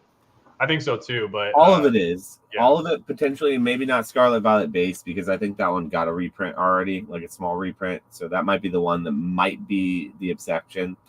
I want to present to you guys, though. I mean, I agree with you guys. I just want to present a potential question of, can it handle a reprint? Because people always worry about it, but just like anything else, I think if it's getting a reprint, I've always said this, reprints are good. it means it's a good enough set. There's enough demand that their people want more. So it's not a bad thing over time. It'll handle it. And the other thing too is like the pull rates are tough. You know, so that's the other thing too. Even if there is more product, like the cards are still like it's kind of nuts how low pop a bunch of the Scarlet and Violet stuff is. That being said, I want to present the darkest timeline and then potentially the opposite, the better timeline for this Paradise Dragona or whatever the Pikachu Dragon mashup set in English is going to be. Sparks, baby. Surging Sparks. Yeah, it's a cool looking set. Yeah, it's a cool looking product too. I disagree. I don't think it's a cool looking set. I don't think it has very good Pokemon in it. God, dog. It doesn't have Dragonite. It doesn't have Rayquaza. It doesn't have It has Garchomp. Pikachu on the front of the ETB, dog. Like that's all you need to know. I'm gonna need to see the Pikachu alt art, and it needs to be good in the EX, not some like flat IR that's easy to pull that is just impossible to attend. I'm gonna need to see that and see the receipts before I get excited about that. For my luck, I told you I want to show you the darkest timeline. The darkest timeline is we get the Executor EX SIR. We get a Duraludon EX SIR. We get like, I don't know, some other crappy, like a Drampa or something EX SIR as like the third chaseable like alt art. And then they give us the maybe a Pikachu full art, a Terra Pikachu full art, but not even an SIR. Imagine they give us the full art Pikachu like they did in Vivid Voltage, or not Vivid Voltage. It was like Brilliant Stars where they just gave us like another full art Pikachu, but not an actual alt art. And so they're playing the Pikachu Terra up, but they can just do it like they did Scarlet and Violet base, like they did the Gyarados and the Arcanine. No alt art to be seen for them. And then let me just keep going. Okay, if that set happens that way, imagine in the Rocket set, a Alolan. This is shout out Java Akuma because this is his favorite Pokemon, but they're not going to pick the best Pokemon to put in the Rocket set. And they could, but in the Dark timeline, they're not going to. They have a Mewtwo on the trailer. The Mewtwo flies through the R. It's going to be a non-holo uncommon Mewtwo in the set. It's probably going to be a holo or non-holo. And then you're going to best bet scenario, you're going to hope to reverse it. So then you can get the lower pop version of it because the holo is too easy to find. And then they're going to give us like, not Giovanni, but all the other Rocket people, but not even the best, but not Jesse and James, not Giovanni. They give us a bunch of new trainers and stuff. We're like dressed up as Team Rocket. I just don't have a Domino. We need a Domino right now, full man. art. That's my request. That's my request to Pokemon. We need Domino. Check that out. But okay, here's the issue with Paradise Dragona.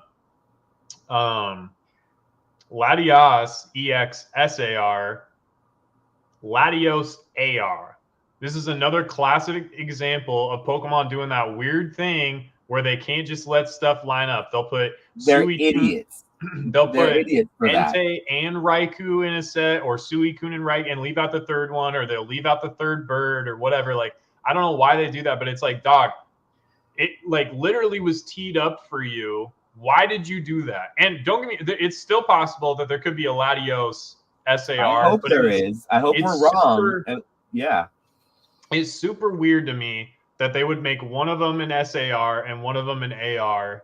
That doesn't make any sense. Here's the thing though.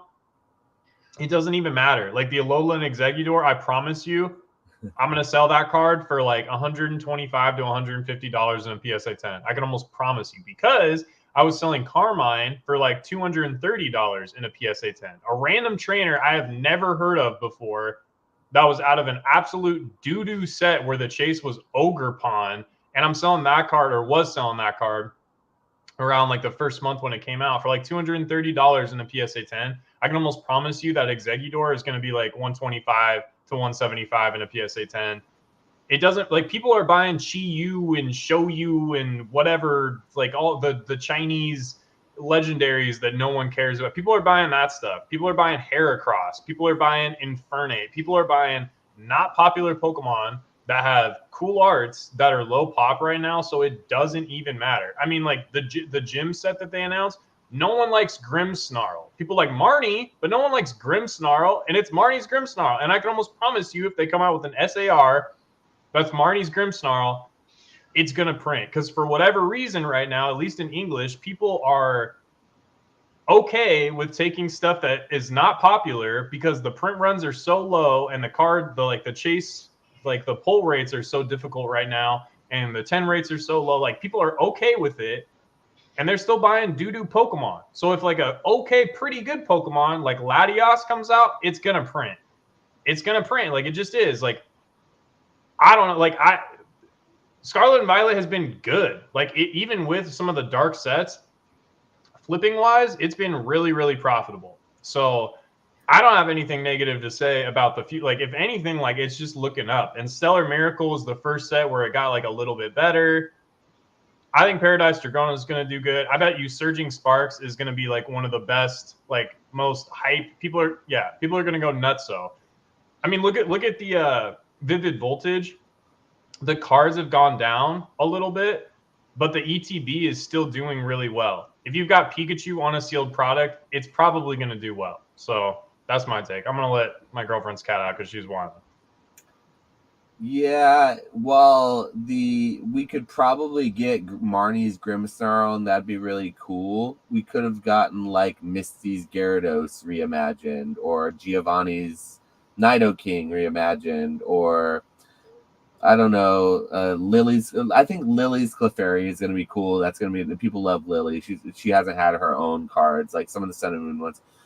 There's some cool opportunities there, but I just hope that they don't do what they always have been doing with this set, with this block, and pick the worst possible Pokemon to put, in my opinion, when there are some clear, things they could just knock out of the park that they just choose not to.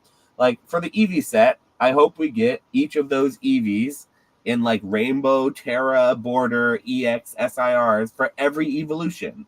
That would be, if I were a Pokemon designer of cards, that seems like an easy set to design. But from the record they've been setting this whole block, we're probably going to get like 3 of them in EX, SIRs, and then a couple that are like IRs, and then a couple hollows of it. And the other, it's just going to be all mismatched, and I have no faith in them to do the right thing with this block. I feel like the people who knew like what they were doing, for some reason they used all that goodness up on Sword and Shield block, and then in Scarlet and Violet they just started to be like, I think we forgot what we learned, or let's go a different direction here. We're cooking with fire. Let's start cooking with dry ice now. And someone's like, bro, you don't cook with dry ice. And like, shut up. You don't tell us what to do. We're $1 billion company. You're going to love it. You're going to eat it and you're going to love it. And I'm being told you can cook with dry ice. So apparently Pokemon Company is cooking with dry ice now. So yes, I don't know if I believe that or not. I'm not cooking. I'm not. It just. I don't know if you can cook. Well, chef would probably know. Well, I think you can absolutely do it. You can like flash freeze. I can't have an argument with someone that's off screen. That just doesn't happen. It's not going to work out. So this is going to have to be a whole discussion that I have after the fact. There's going to be some Googling to make sure that this can't happen. Yeah, just don't Google a release. That's all I got to say. But yeah. Go ahead. So let me just jump in and just say that Scarlet and Violet as a whole, in terms of all the sets, has not had the glitz and glamour of what like the end of Sword and Shield was. It's not, I don't mean to say that in a bad way. I think every one of the sets that they've released so far, Shroud of Fable is a little rough, but it's still, I don't think, terrible. I think they've released a lot of solid sets. Nothing that's like knock out of the park craziness. I think they've been, just every set has been pretty much solid. And I'm the stupid ass who likes Obsidian Flame. So, that's all there is to it. I'll go down. I like that set. I think it's really cool.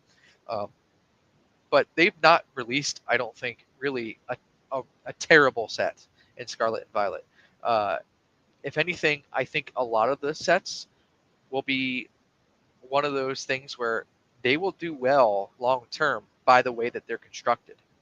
With that being said, because there is a lot of rarity to it, and I think there's some chase to some of these sets, except Obsidian Flames. Obsidian Flames seems to be easier. However, I will say, I think that they're about to, like, the next 6 to 8 months, it's going to start really, really taking off. There is a lot of shit coming um, between the TCG Pocket. Like, it's not just card form. Like, they're about to just smash it out of the park with TCG Pocket.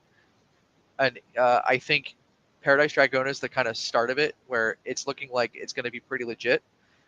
Right into some EV Heroes 2, I'll call it. Do they have a name for it yet, guys? I don't know if they do. So if they don't, I'll just call it EV Heroes 2 for now. It's going to be easy. Right into freaking Gym Heroes 2 and Gym Challenge 2, right into Team Rocket 3. Like, it's going to, like, they can fuck it up, but it's going to be really, really hard for them to fuck it up. Let me put it that way. I just think that it's a hot take to think that they would mess it up after releasing the hottest modern set in the past, like, ever. Like, why would they drop the ball all of a sudden? They just gave us 151, but they don't have it. It's they don't have it anymore. Reason to It's doubt like they them lost their sometimes touch. is all. They give me some reason to doubt sometimes. Is all I'm saying. Like, and by the way, yeah, and I didn't even get into it, go but ahead. 151 is freaking legitimately an amazing set. Once again, I wish I'm not making the Japanese to English comparison here. That's not what I'm saying. I just wish a lot of times that they didn't neuter the sets so hard from Japanese to English. And what I mean by that is, like, pulling a lot of the cool cards and, like, putting them into a UPC or something like that. It just sucks for the set, because now you're taking what is something that's in a set that's really cool, and you just truncate it out. And I don't know, it just makes it kind of like that Mewtwo art. I call it the Gotham City Mewtwo. That they put in the UPC. It's freaking awesome, dude. I love that card art, and it's not in the main set of 151, and it just sucks for it. And I think that's why Pokemon Go in English took a shit, because they neutered it so hard compared to Japanese. It's almost like a whole different thing. So I just wish that wouldn't happen as much, but I think we are very much well on their way to going into full crushing mode, when they've already been in decent mode this whole time. I mean, dude, Fusion Strike, Chilling Raid, Battle Styles were fucking $60, $70, and $80. And these sets are now losing their goddamn minds. Okay? Fusion Strike, I always knew. I have no idea why anybody ever thought badly of that. I don't get it. I don't understand why no one liked this set. I don't care what anybody has to say. This set is full of hits. It's amazing. Look at them now. Okay? Just stop, take a breath for a moment, and realize Scarlet and Violet has it really ever done $60, $70, $80 booster boxes? No, right? no, it's never seen like under 95. I think 94 was like the lowest I saw. But they increased the MSRP. No, it doesn't. I mean, it's a lot more expensive. I think at the beginning, I think at the beginning of the block didn't like. I feel Scarlet like Violet, yeah. Yeah, I feel like you could get boxes for like $80, $85 on like Facebook and stuff. But yeah, that was dark in the beginning. Okay, well, either way, and still, like, they're just gonna watch it, they're gonna monitor it, and they're gonna hit it with the appropriate amount of reprint at that time. But shit's about to get wild. I think. I cannot wait to get my hands on Team Rocket. I'm a Team Rocket fanboy. Always have been. Rest in peace, Jesse. And I cannot wait until that set comes out, and it's gonna be nuts. I mean, there's that, the gym set, the EV set, and now the Seven set that I'm not that excited about. I mean, those three that I first named off should be enough to cap off any set, or any block. But I doubt that they're going to choose all the right choices. But they'll knock some of them out of the park enough. I'm sure they'll be fine. Please give me a full art, Jesse and James. I think Pokemon, like, they understand. I mean, they did this last year too. They waited until, I mean, I guess they always do, but like V-Star came out around the holidays, Shiny Treasure came out around the holidays. Like, they wait to cook, and they're gonna, like, the last, like, Q4 this year is gonna be bonkers, and I bet the beginning of next year is gonna be bonkers. Like, I don't know, man. Like, I don't have anything anything negative to say about the future. I think like it's been good as is, and if this has been like the bottom or like a slow time, I can only imagine what it's going to be like in like an uptime or a popular time. Like it's been so insane. Yeah, I think it's The, going to be good. the only critique I can say of some of the earlier Scarlet and Violet sets and Scarlet and Violet in general as a whole right now, I think they did a much better job in Sword and Shield of mixing up some newer and older Pokemon in sets. It seems like they went fucking hard on just pressing all new Pokemon in these Scarlet and Violet sets, which is fine. It's good. It's what they did. But I think that's what's brought down the overall temperature, I put in quotes, of the market. But it's still, to me, all that does is give the kids right now, which this is their era, they're just smashing them with the new Pokemon, and the kids who this is their era are going to love it even more in 15, 20 years. Yeah, you guys are boring me with your takes. Let's move on. Whatnot live stream shows. I'm trying to make content, not just be like, yeah, everything's cool. No bad thing to say. PC this, PC that. Give me some throw me a fucking bone here. All right, never mind. I can This tell you has don't been the want to make least content. PC podcast we have ever done. Thanks largely let's in go part on. to I don't care about your boring takes anymore. Whatnot live streams shows. We have some live tickets that we're going to give away for a Seattle show that we're going to be going to for the next Front Row Card show. And I want to give maybe Ray a chance to potentially shout out any shows he's going to be going to, any big live streams or big boxes he's breaking, and then we'll shill our November show in the Front Row Card show.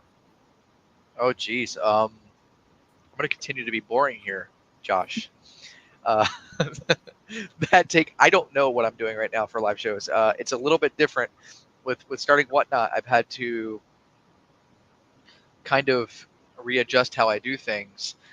I can full on retro flip a lot faster than what I used to be able to do. Mm-hmm. So I have to just really be careful with going all out. If anything, it's show up to a Collecticon and go buy a ton of stuff. You I need don't. that inventory now. You're like the old school Pokemon. You know, you got to turn 100 cards in an hour, basically. Yeah. How many orders in a usual stream do you put out after you're done doing like a 6 to 8 hour stream? How many orders do you typically have? 150 to 200. So, what is your average order size? Would you say? What is the typical person buying in dollar amount?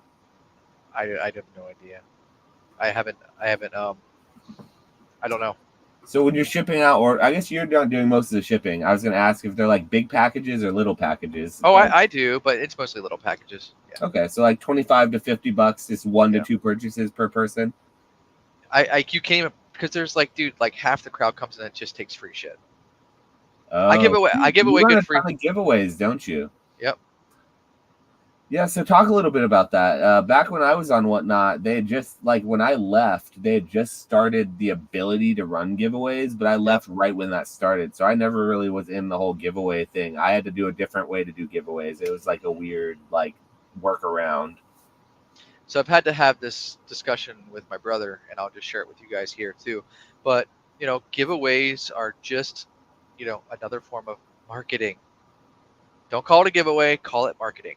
It's like the same thing when you go to a Costco and you get a free sample of that delicious, I don't know, ramen that you haven't had before. And you say, oh shit, that's actually pretty good. I'll grab a box. You know, all we do is run free Japanese packs, the cheapest I could find, because I can't give you, I'm sorry, I can't give you Eevee Heroes, guys, on the giveaway, right? I mean, it just isn't going to happen. But, you know, Scarlet EX, which is like, I don't know, a $20 box. There's 30 packs. Every 5 minutes, about $1 a pack goes out, and someone gets free Pokemon from me. I try not to compare myself to other streamers because I don't watch a lot of other streamers, but the little tiny bit that I have been able to, you know, I've either seen like big time, like people are giving away a PS5 or like a Switch, which is kind of crazy. But I don't really see a lot of people giving away consistent Pokemon product like Pokemon packs. And we ask people, like, I mean, I rip it before the stream actually starts. As I'm prepping the show, I'm like, here you go, here's your giveaway. Like, I'm not weighing these, which I could totally do. but I'm not weighing these before I give them out. And then please message us if you get any hits. Like, I want people to feel good about coming to the stream, and the only way they're going to feel good is if they're getting hits, even if it's free product. So the marketing or the free packs, I feel, has been one of the big advantages that has given us a lot of followers. Every 5 minutes, baby. Every 5 minutes is crazy.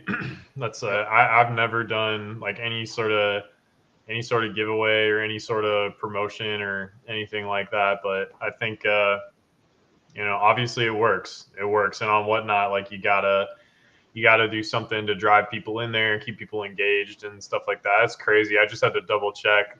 I didn't realize Scarlet EX was that cheap of a box. Isn't that where Miriam comes from too? Is it that one? I think so.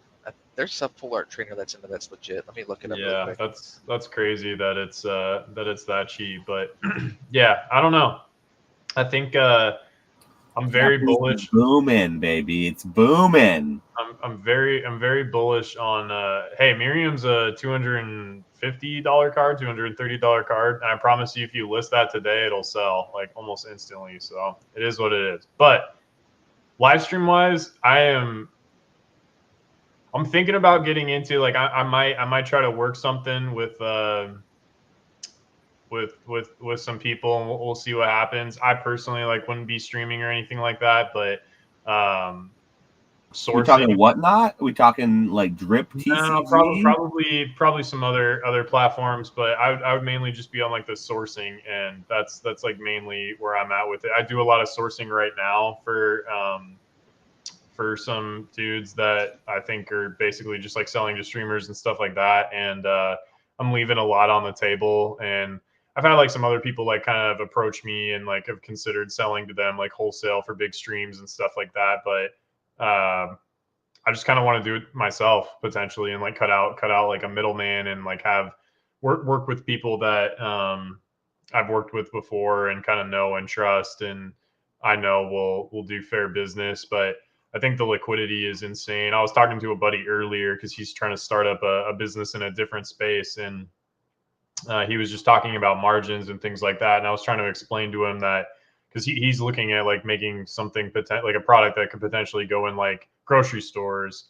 and he was saying, hey, like the margins are really slim to be competitive. Like if I sold at farmers markets and things like that, like I could make a better profit, but like I probably wouldn't move the same volume. And I was explaining to him, I was like, hey man, if you have a guaranteed order size, like a guaranteed quantity order size from a grocery store or something like that, you can accept small margins. It's a guaranteed sale. Like why wouldn't you accept that? Like you can accept very, very thin margins. Like one of my buddies that runs a very successful business pays 99% on the product that they sell. And because they do such insane volume and like there's frictional costs and things like that, the 1% arbitrage on top of all these other frictional costs, like it makes sense. So yeah, I think like the streaming thing is just doing the volume, having the instant turnover, like it just, and the low downside depending on like what it is that you're buying and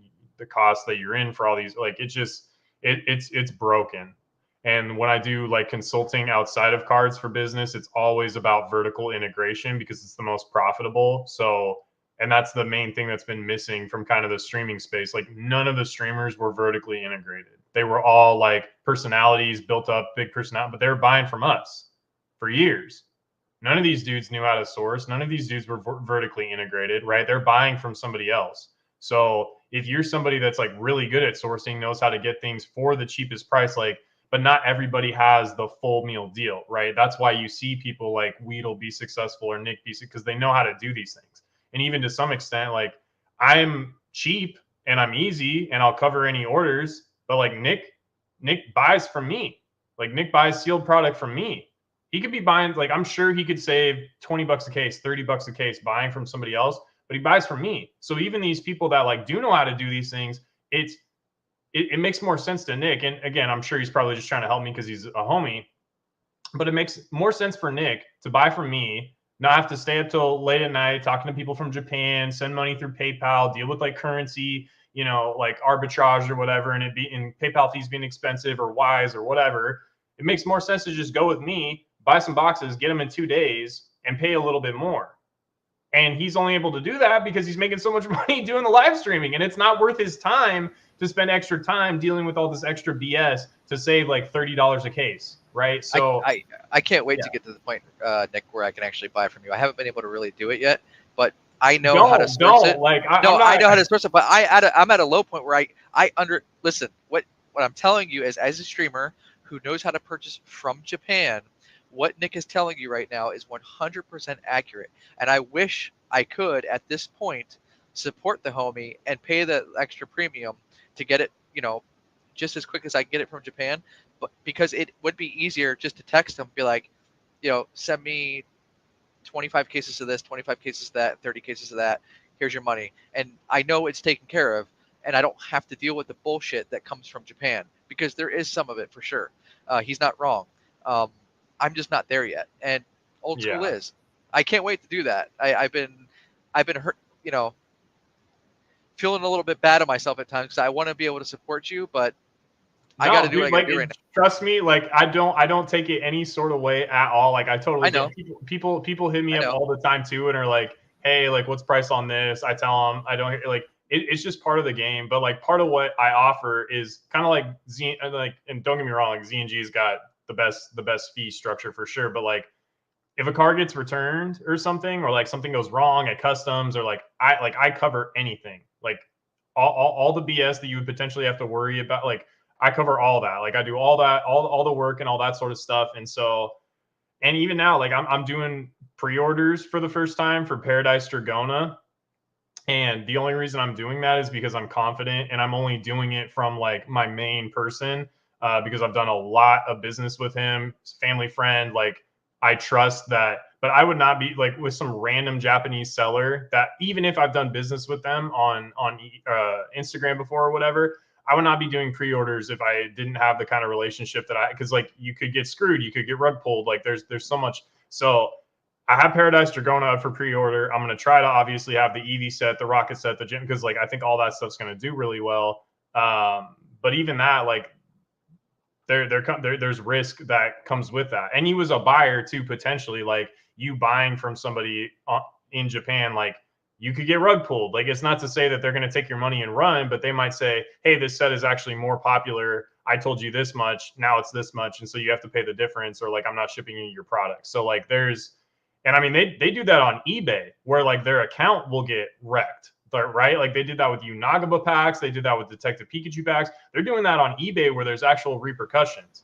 Yeah, so on Instagram where there's no repercussions, you can bet your bottom dollar like they're absolutely going to be doing stuff like that. If a set comes out and they're undercharging you, and the set turns out to be hotter than it previously was anticipated, and they charged you $50 a box, and they're like, oh, well, going market price is $60 a box, so I need 60. Like, sorry, it is what it is. Like, there will absolutely be a ton of that going on. So I'm surprised it doesn't happen more, dude. I mean, I wise people $20,000, $30,000, right? Like, boom, there you go. Like, there is zero way for me to get my money back if there's any issues whatsoever. Like, I don't know how it doesn't happen more. Like, it's crazy kind of how reliable it is for the kind of money that's involved, because it's so easy to just completely F someone in Japan. Yeah, well, I mean, I do still see, like, every once in a while, I'll see on Instagram and stuff, like, someone will post a story like, hey, I got scammed buying from this seller or whatever. And it's like, because, I mean, anybody can say, hey, I'm a Japanese Pokemon card seller, and put a bunch of pictures on Instagram of like a rack with boxes all over it. Like anybody can do that, right? So it just, I don't know. It is what it is. Not trying to shill my own service, but also maybe trying to shill my own service a little bit. So that's kind of the whole point of this session, this last part here. Yeah, I just wanted to give you a chance to talk about your new whatnot. I'm glad you did. I wish you nothing but success. I do think, though, it worries me to see all these new streams popping up, because I have streamed in a big boom, and I've streamed Pokemon before. It's been a while, so I'm out of the loop. And it's tough to compete against some of the bigger guys. So I wish you guys the success. I'm glad to see you banded together, and a lot of people are like helping. When I was streaming, not a single person ever shared my stream like to help me. So to see all of the groups of people like helping each other and like joining together, super, super nice. I think that's going to be beneficial in the long run. I was in your stream at one point. What was that? From you. I was in your stream and supported you at one point, my friend. I didn't say no one supported me. I said no one ever shared my stream. Oh, let's be fair. When you were streaming, and the reason why you quit streaming, Whatnot was not in a good place. I personally was feeling like a piece of shit going to like even having that on my phone due to all the catastrophe that was happening on that application. And I'm sure it still does in some regards. Catastrophe had happened at that point yet, though. When I left. Yeah. It was pretty shit. It was cooking. I actually rewatched last weekend. I rewatched my video about why I left Whatnot. I made that official. Like I'm peace. Yeah. And it aged really well. Like I made 3 major points on why I left, and except it didn't, because you could have been on there for years cooking and making money instead of standing on your principles about some shit that had nothing to do with you, like at all, like literally nothing. You can go watch my video. I made some great points, and I did watch your video. I still think it's dusted. Like I think it's so stupid to like I'm gonna leave and like fall on the sword for some dark shit that some other people did that had nothing to do with me. Like it makes no sense. That's like going into that's like going into a gas station that somebody has robbed before and been like, oh, I can't get gas here. Someone committed a crime here. I can never get gas here ever again. It's like the dumbest thing. It's so I don't know. Nick, I add on to that. It's like that. It's if only if the gas station was in cahoots and did nothing to the robber and let the robber come back over and over and rob them over and over again. And you're like, wait a second. Nick, they got a business to run. They got a business to run. Like it is what it is. Like Nick, I hear your point, dude. But in this case, there was some real shit that went down on this app. That was. Who cares? There's real stuff that goes on eBay and Mercari and Yahoo. I hear you. Like all like Instagram, like TikTok. Like there's bad stuff that goes on everywhere. But to be like, I'm gonna fall on the sword and do something that's detrimental to my business because somebody else did something. It wasn't falling on any sword. It was hard to compete against Ryan's Card House, Kraken Hits, all the big guys who are running a month ahead of time. They were running their Crown Zenith. No repercussions for any of the stuff that just fell off of the truck. And it wasn't just the big guys. I'm not saying any of that was right or acceptable. Like, absolutely not. But, like, find another way to compete. Like, there's something else to do. Like, you just if you want to know why so many scammers existed at Whatnot before it got reined in, is because in order to compete, most of the honest sellers were forced to start scamming or running similar type scam gambling, like heavy, like just shitty stuff. And the ones who didn't, like me, got pushed to the side and literally run off the fucking platform. So no, it wasn't detrimental to my business to be on Whatnot or to leave Whatnot. It was detrimental to my business to actually be on Whatnot. That's why I left. When I left, I started selling at conventions, selling on eBay, and it was the best thing I've ever done for my business. So let me put it straight for you, because that's clear that air. Now? I did not take a huge cut leaving Whatnot. I left 13,000 followers. Yes, on the table, because the fucking app was run by clowns at the time. Maybe that's changed now. Okay, so what's different now? Because people are flooding into eBay Live, Loop, Drip, all this stuff to do streaming because it's apparently pretty profitable. So if it wasn't profitable, like what's different now? Like why, if it wasn't profitable at all, there was no way to make money, there's no way to compete, why are so many people moving towards this now? As like, because now it's gotten a lot more reined in. They've actually done a lot on the platform to supposedly rein in a lot of the problems that I had issues with before. It's still there, though. A lot of the issues still there. No, I think now, in terms of competition, before those guys were able, like you said, they found something that fell off a truck. You have to include Blake's Brakes and all the other guys who got kicked off, who are also there that I didn't mention, but they were there at that time too. Let's be real. At that time when you're selling, Josh, there was some product that was really fucking hard to get. Like, move your mic in a little bit. Sorry, distribution and stuff was like really hard for you at that time. I'm sure. How many times were you about to run a set and you got allocated to nothing because you could never get anything? And I'm sure Kraken and Ryan were getting a ton of it at the top. So that certainly probably had a lot to do with it too. It's not everything, but like I will say, the Blake's break stuff, like that's what kind of kept me off for a little bit. That's what I told my rep at Whatnot. I was like, dude, I wanted to stay away from this because the Blake's break stuff is like Rattle put it on the map for kind of how bad and how shitty it was. But like, dude, it was really, really disgusting what they were doing. Like legitimately, like morally gross. I'm all for making money, like as a business. I really do get it. But like when you're taking a gambling type situation and throwing more gambles on top of it, when you already know the outcomes of those gambles to like what could be little kids that you're selling to, like, dude, I don't think you're selling to little. Like, I think you have to be You're not 18. okay, supposed fine. to Take Whatnot. away You have to who be you're selling it 18 to. years I don't old. care. Yeah, It doesn't matter. Take away who you're selling it to. It doesn't matter who you're selling it to. When you know the existing outcome of what's happening, it's fucking gross and elicits bad behavior. It's gross. It's like going to a casino and there is a percentage of what you're supposed to win at a casino. Control. Now you have someone on the back of the, I don't know, blackjack table, holding a knob saying, we don't want any winners for an hour. Let's hold this off. Like, that is a deranged level of fucked up. It's That's bad. what I'm saying. It's like you don't have to do that. Like it's always again, and I'm the only one on the panel that has never live streamed, but like the market, it's pretty cut and dry to me. Like you want a box? I'll open a box for you. Like I paid 40 for it, you pay 60, I break it, I keep the bulk, you get the hits, I made some money. You pay shipping, next person. Like it's Awesome. not that difficult. So like all this stuff, it's like Nick, you spend 7 months to a year to 2 years to 3 years, whatever time, building up your followers and your platform on that stream, right? Nick, you do a great job of being transparent. You do a great job of being one of the best sellers on Whatnot. You've really made a name for yourself. You're awesome. And then you get a piece of shit that comes along and starts selling like a total, ass clown that's a part owner of Whatnot, and then takes down the whole system and totally ruins everything you do and your brand because there's just no one there left on to support it because everyone leaves. Like that kind of stuff can destroy a platform. That's what I'm talking about, and it takes you with it.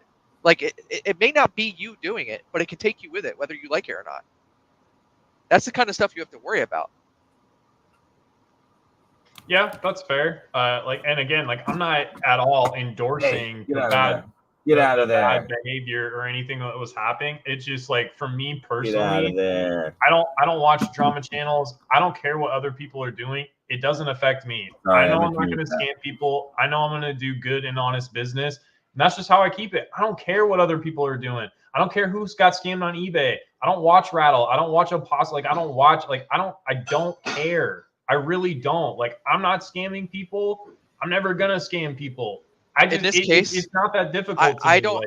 I just told you I don't watch like any other streamers, but in this case, it's like if Bill Gates, while operating Windows, was doing a ton of bullshit like in the background, which I'm sure he was, but it probably covered up. I mean, he's a billionaire CEO. I'm sure he's doing crazy things. But like you're talking about one of the owners. I believe he had part ownership. I don't want to he's talk part about ownership. Yeah. Yeah, like one of the owners actually doing this. Like it's kind of a next level messed up, dude. Like that's why I can see why someone wouldn't want to support a platform. It was rampant on the platform, not just with him. The reason I made my video, I mention, not by name, but I mention a scenario in my video specifically that made me angry. And I was watching this game was happening where the streamer would rip until you got a V or better. And if it was Silver Tempest had just come out. And if you got a skunk, any skunk, you would win like thousands of dollars of a bounty, right? And so Silver Tempest has 5 versions of Skunk Tank that you can pull. You pull like a rainbow, alternate art, the full art, the regular V. And people were paying hundreds of dollars for this rip till you get a V to hit a skunk. And he went over 1,000 packs, over 1,000 before hitting a skunk.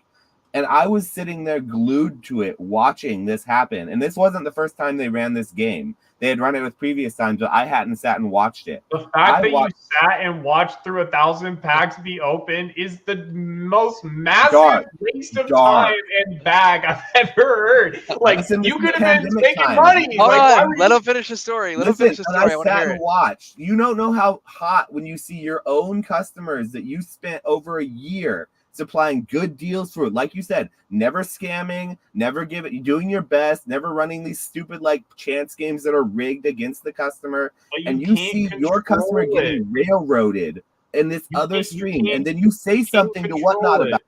I'm telling you what happened personally. You go to streams, you say, hey, this person is scamming my customers. This is how it's happening. They're being resealed. This, something's happening. Statistically, it can't happen this way week after week where this same game is being run, thousands of packs. They're running huge bounties. Dude was resealing. Okay. So I go to trust and safety. You know what they say? They say, tough shit, bro. They're like, there's nothing that you or anyone can do. The customers are happy with it. So I have to sit there and watch my customers just get freaking drained. And it's just Or man. instead of worrying about some negative stuff that other people are doing, you can focus on what you're doing, which is not scamming people. Like, why waste time? It's like, what does Dan always say? Like, he's like, focus on like what you have good information on and what you my can platform. control. I can't stand complacent while people who jump in who don't know any better click on the biggest stream and get scammed on a platform I sold on. That's why I'm saying I don't know how people turn a blind eye when you are literally. It's not turning a blind eye. It's just not letting it affect you. Do you know how many people like I could argue that eBay is my platform. I'm not worried about what people do on eBay. I know eBay's got. I mean, eBay was allowing it and facilitating it. You would probably not be happy. Yeah, in this case, I was pissed that like one of the owners was doing it, right? Like, let's be clear. Like, this is long before Breaks, by the way. I know. I know you're mentioning someone else in this regard. Like, I will agree with Retro in this case, Josh. Like, there's only so much you control, and it does suck. And I've seen what you're talking about, and you can't do much about that, dude. Like, scammers exist on eBay, dude. Scammers exist when you go to a fucking live show. Something about it. I agree. That's my point. They could easily, that they choose not to. So you can choose who to support by who you give a percentage of your profit to, and that was my line in the sand. That sure, I don't have to be an accomplice anymore. Whatnot doesn't get 10, 12 to 13% of everything I sell anymore. That's hard stop. So, it is what it is, but I would say, Josh, you have an account that has 13K followers. Whatnot has changed, my friend. Sometimes it's better to let bygones be bygones. Let's move on. I've said this conversation with him so many times. This is so many times. Josh feelings. It's cool, man. Like, I feel differently about Whatnot now. Ever since they cleaned up the gambling thing and a few months went by, they've done a better job of monitoring it. I personally, I don't have the same problems I did with Whatnot. Me being hot was the old hotness coming in. Like, this is not how I feel currently about Whatnot. Are you sure? Positive, yeah. No, but let's I make feel very back, boys. about He's the coming old back. way, though. Let's make another video. 3 reasons why I'm coming back to Whatnot, and let's fucking do it. Come on. Money. If I ever streamed again, I would go back to Whatnot. Out of all the platforms out there that I would go back to of any of them, and it's not just because I already have a platform there, it's because I really do believe it's the easiest, the most streamer friendly, the best platform with the most reach, the most accessibility for your customer and the seller. It's legitimately the best streaming platform there is, and I think it has the most potential. Yep. Now, does that mean I'm going back to it tomorrow? No, but if I was going to go to any platform, it would be Whatnot. So let's set a date. What do you think, Nick? September 1. September 1 could be Josh. I don't know if he keeps staying negative about Modern, it might be sooner than later. But I don't know, man. Like, I personally am excited about Modern. I have to have something to talk about in these streams, though. So forgive me for bringing at least the most mild. It's not even like a big squirt of sriracha. It's like a drop of sriracha that we brought here. So I apologize for your little white bread palate if that's too much. Hey, listen here, MFer. You asked us for takes. We are giving you some hot takes. And may I say, I was the one that wanted to order the extra order of the spicy pork dumplings. Remember? Like, I was the one that wanted the spicy pork dumplings. Oh, yeah. So, just gonna throw that out there. It's always pork. Pork is always the way. We went and got dumplings after the Sunday after the local show that we vended together. It was bomb. I'm pretty sure I ruined Retro and his significant other with their carb intake, because after me, they had to like detox from carbs for probably a whole month because they're like, could we do something without carbs? And I was like, let's do noodles, let's do ramen, let's do dumplings. And they're like, yeah, but how about without carbs? I'm like, yeah, sure, noodles, dumplings, ramen.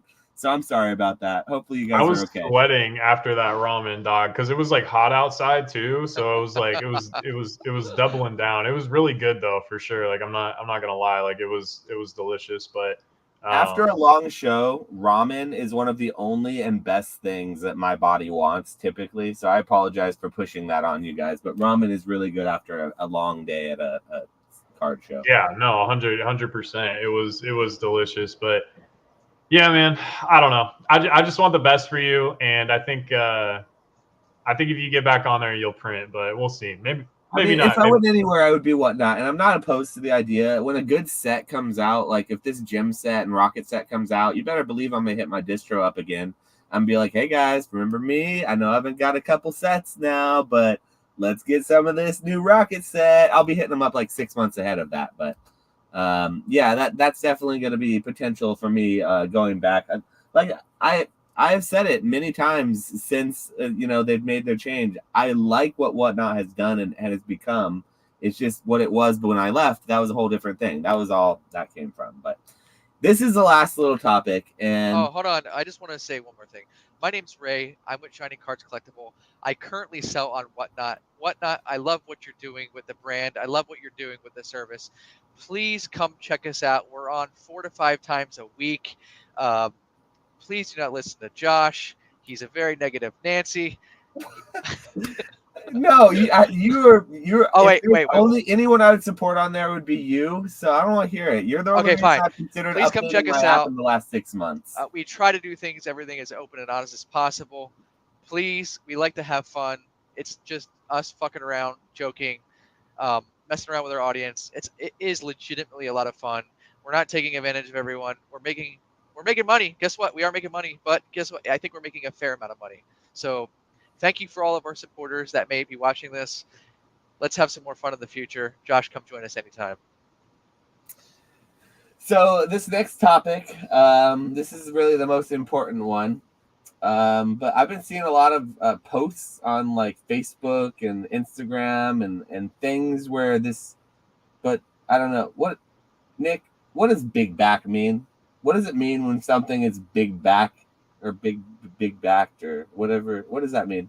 That might be a kid, a new kid slang thing. I'm not abreast on the current vernacular of kids. I know old back. I know old back Japanese cards. Big back. The only guess I could have is, Sir Mix-a-Lot. Like baby got back. You know what I'm saying? Like that's the only thing I can think of personally. Like baby got back. Like. All right. Well, Ray, what about you? What does big back mean? Apparently, Nick doesn't know. He thinks it means big booty. Apparently, Sir Mix-a-Lot style. I mean, I can't fight Nick on this one. He's got me thinking nothing about big booties right now. So, one, thank you for the visual, and two, baby got back, baby. That's all I got nothing. I don't know what the hell it means. I've literally no idea. Literally, I think of Quasimodo from The Hunchback of Notre Dame whenever I see this term "big back." So, like, it's a term when it's referred to with food usually, and it's typically usually referred to when something is like, I want to say like stoner food, where it's just like mac and I don't know. Like I saw a picture of mac and cheese that was like super cheesy, and it was like, this has big back written all over it. And I was like, what? What does that mean? And then I wrote it down. Asked Nick what big back means. So I think it has to do with food. Does it mean like like it's filling? Like it's got like what? Right, Urban Dictionary. Yeah, I'm trying to get because I really thought. I believe Retro's street language has served him appropriately in this regard, and I've looked it up on the Urban Dictionary. It is, of course, a woman with a large behind. That's what I thought, dog. Like, that's what I'm saying. Like, no. but that would make sense for the mac and cheese too. It's like, oh, like it's like chances are if the mac and cheese is hitting, like you eat too much mac and cheese, you're gonna have a big back. But also, like somebody with a big back might potentially be good at making the mac and cheese. Good You mac know, and like cheese. that's Okay. Well, I think you figured it out for me. Thank you. Now, Urban Dictionary. I and Nick. I don't think there's any secret to this one. Yeah. Well, I mean, I this just has been had a wild, to. this has Sometimes been I a read wild terms, podcast. slang terms, and I have to bring it up This to is you not guys. entirely. This is not entirely what I expected when we were gonna have Ray on. I thought we were gonna talk about live selling and his growth and journey, and we ended up talking about big back Dude. mac and cheese and Pokemon's going to inappropriate be gestures. cutting a game from us pretty soon. We're going to be going from like 1st to 8th place. I know, for real. We're getting too spicy. We're getting too spicy. YouTube's gonna I tank mean, this one, but hopefully the this people has like been it. a wild ride. It has been a wild ride, to be certain. But all this talk of mac and cheese, what are you guys having for dinner? Because I need to think about what I'm doing for dinner after this, and I want to know, what are you cooking? I mean, it's 10:30 here. I already had my dinner, and Oh yeah, you're in Florida. I forget you're I late. had 2 French bread pizzas. I had to be relatively quick. Those things are fire, though. The Yeah, French they bread. are. Are you talking red about dirt. like yeah. the open, The little open boats, the little boats of deliciousness. Yeah. Those things are kind of fire, though. Yeah, those are delicious. We need to get back to like healthy eating for sure. Like I'm trying to get back to healthy eating and exercise and all that stuff. But that being said, we recently went on a walk and picked a bunch of blackberries, and so now my girlfriend is making like blackberry cobbler, blackberry pie or something right now. Like she just left during the stream earlier, and I was like, "Wait, where are you going?" And she's like, "Oh, I'm going to get ice cream." And I was like, "What the hell are you getting ice cream for?" And she's like, "We need ice cream to go with the blackberry pie." So now we're locked in with. Can I make a Yeah, what's request up? really quick? Blackberry jam. If you never had blackberry jam, get some Yeah. like an English muffin. Good night, as you would say, my friend. Yeah. She was thinking about doing jam too. We might go pick another bowl of blackberries in like a few days or something. But yeah, man, I don't know. I need to get back to.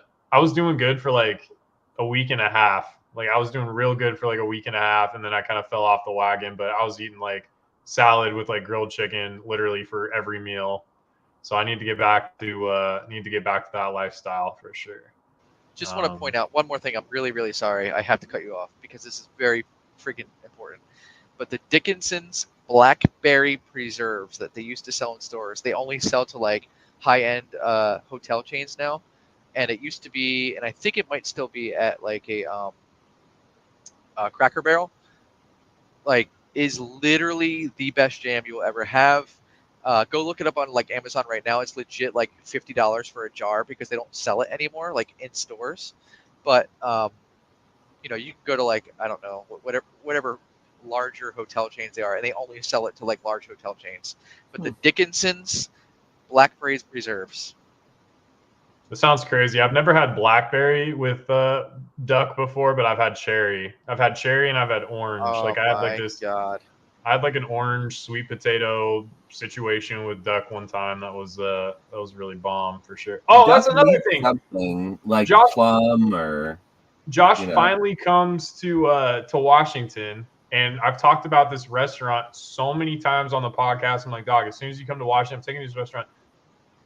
He comes to Washington, and the restaurant is closed like a week before he came out because the chef was like also the owner, and he was like, I want to spend more time with my family or whatever. But I was so bummed because I was trying to take Josh to this restaurant. Yeah, very, very disappointed. Very disappointed here. We ended up still getting good food, but like I really needed him to try this gnocchi. So I make my own gnocchi, so I'm not that disappointed. I'll just make some. I'll recreate the recipe. But it's like a ricotta. Dog, it was like a white cheddar Mornay with like Meyer lemon in there, and like it was like the gnocchi was ricotta. Oh my god, it was so Sounds good. good. Yeah. It sounds really heavy, but really good. It was so delicious. That and then the braised elk. The braised elk was insane. But anyways, it is what it is. I hope the people like this one because this has been off the rails. This has been like all over the place, kind of nuts. Like I don't know. I'm hoping that this gets some good engagement because this one's been wild. So There's been some highs. There's been some lows. We've cried on each other's shoulder. We've yelled at each other. There's been some emotions. Josh is wanting emotions, and I think we turned it up a little bit for him. yeah, for sure. Well, one thing I would ask before we I just want to feel something. yeah, he's the disgruntled like ex private eye or whatever. But no, I would ask like, at what point, if it wasn't profitable or if you didn't like really start print, like at what point would you be like, all right, like I'm cutting the cord, like I'm done doing the streaming thing? Like, would you wait until you were like really in pain, or would you just be like how would you approach that? I mean, obviously like you're growing in followers and stuff like that, so hopefully that isn't like an issue moving forwards, but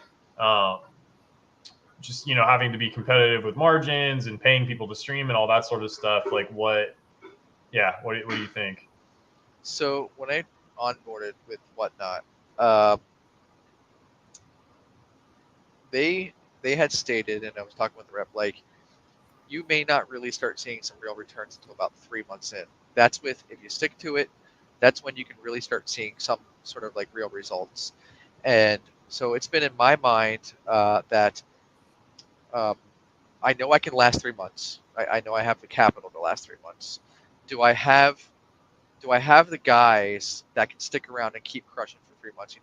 Does Bierski want to keep doing it, right? Does Bierski fall off? Like, I've told Bierski the whole entire time in Charlotte, like, I don't view Bierski as someone who is like my employee or something like that. I don't look at it like that. No, he's my partner because he's here to grow this with me.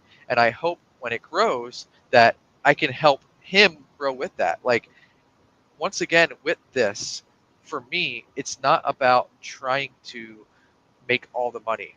So if I can start getting my guys better paid, the sooner the better for me, because I hope that they can do better, right? So ultimately for me right now, it's about the liquidity. If I can just keep passing product and keep everything afloat, I'm happy. And right now, the first real point of contention is that 3 month mark. To me, I'm not going to say it doesn't matter right now. Obviously, the analytics right now, I'm in analytics in my day job. Like, I'm like, I want to do and I want to see the analytics of what's going on. Luckily, they do a really good job of showing you the data as it happens, and everything is on an upward trajectory. That's all I need to see. Up until that point where it's about the 3 to 4 month mark is when I'll start really evaluating, like, all right, what's going on here? What can I keep doing going forward? Am I doing enough? Are we doing enough? What are some of the dials I need to turn to make it better? But I don't think by month 3, at least with how it's going so far, I don't see myself completely tanking it out. So I think I'm doing okay at that regard. The first 2 weeks are pretty rough, but I don't know how to answer that question totally at this point because I'm just not there. I need to get more data. Like, worrying about 30 days of data at this point, everything can look flashy, everything can look great, but until we're really getting some numbers under our belt, like, I don't know. I just want to make it to that point, and I want to make sure I'm doing the best I can for those guys. Like, I don't stop, dude. Like, I work a full 40 hours a week, and then I'm modding for those dudes in their chats at all times, pushing product, pushing things, pushing the chat to make a better community, and really helping my brother grow too, to understand what the hell's going on. He has no idea how much some of this stuff costs. So sometimes he needs help with like some of the deals and some of the stuff that's going on. So I'm really, really just giving it everything I have, and we'll see what happens after 3 or 4 months. So can you do me a favor? Mark down your live for 3 or 4 months from now. I'll be happy to be back. We'll talk about it then. Hell yeah. Yeah, that would be good. I think to your point about like Bierski being like your partner kind of deal versus like an employee, Josh and I were actually kind of talking about this when we had dinner, but it's, if nothing else, like something that might make you bullish on the hobby, it's the fact that like the GDP of the hobby goes up every single, like I remember when Chef was just like a name in live chat, right? Like not to like demean or say like you're not like important, or if you're somebody that just hangs out in live chat, or even if you're a lurker that you're not important, not to say that, but like the point I'm getting at is he was just a dude that was typing in live chat and kept coming back, and was consistent and supportive and all that stuff, and then started getting asked to be on lives, and now like he's selling, and now he's live stream, and like Bierski, same thing. Like, I mean, he's got a podcast and he's got his own channel, and now he's live streaming. Like every year it seems like there's a new class of like personalities, if that makes sense. Like there's a new class of like flippers, and like the previous class kind of like moves up maybe the ladder a little bit, and a new one comes in and steps on the ladder, and like every year people are just constantly working their way up the ladder. And it's just insane to like see that, you know what I mean? Like that it's a very welcoming community. Like for people that are like, oh well, it's not a welcoming community, or it's closed off or clicky or whatever. It's like you could be some random dude that no one's ever even talked to before, come be supportive, hang out, make friends, and less than a year later, like you're working with some of these people that you're watching on YouTube, right? Which is kind of crazy. And so I think in the future, like as the live stream stuff continues to scale, it's only positive for like Chef or Ponga or Bierski or whatever for them to be live streaming, because they're building themselves out as like their own brand kind of, and like their own skill set and things like that. And it's tough for somebody to do everything, and being able to like delegate tasks, like for you to do like the modding and the back end and the finances and the data and analytics and all that sort of stuff, and have somebody else like focus on being like the personality and being on with the streaming and shipping and all that stuff. Like that can create like an extremely profitable and effective business, like when you know how to delegate and know where your strengths are. So yeah, I don't know, I'm hopeful for you. I'm positive. I'm positive you'll do well, and yeah, I'm excited to see like where you're at in 3 months and by Christmas and all that stuff, when Pokemon's cooking, releasing all those popular sets. So yeah, that's all I gotta say. That's my rant. What about you, Josh? I think you picked the best time ever to start ramping up for Pokemon towards the end of the season here. We're going to start getting some cooking sets, and you're going to be able to really take that upward trajectory and run with it. So I think you're nothing but success for you. And I hope that I was wrong about feeling any bearishness towards like competing against bigger guys. I hope that you literally become one of those big guys. So I hope that didn't come across the wrong way.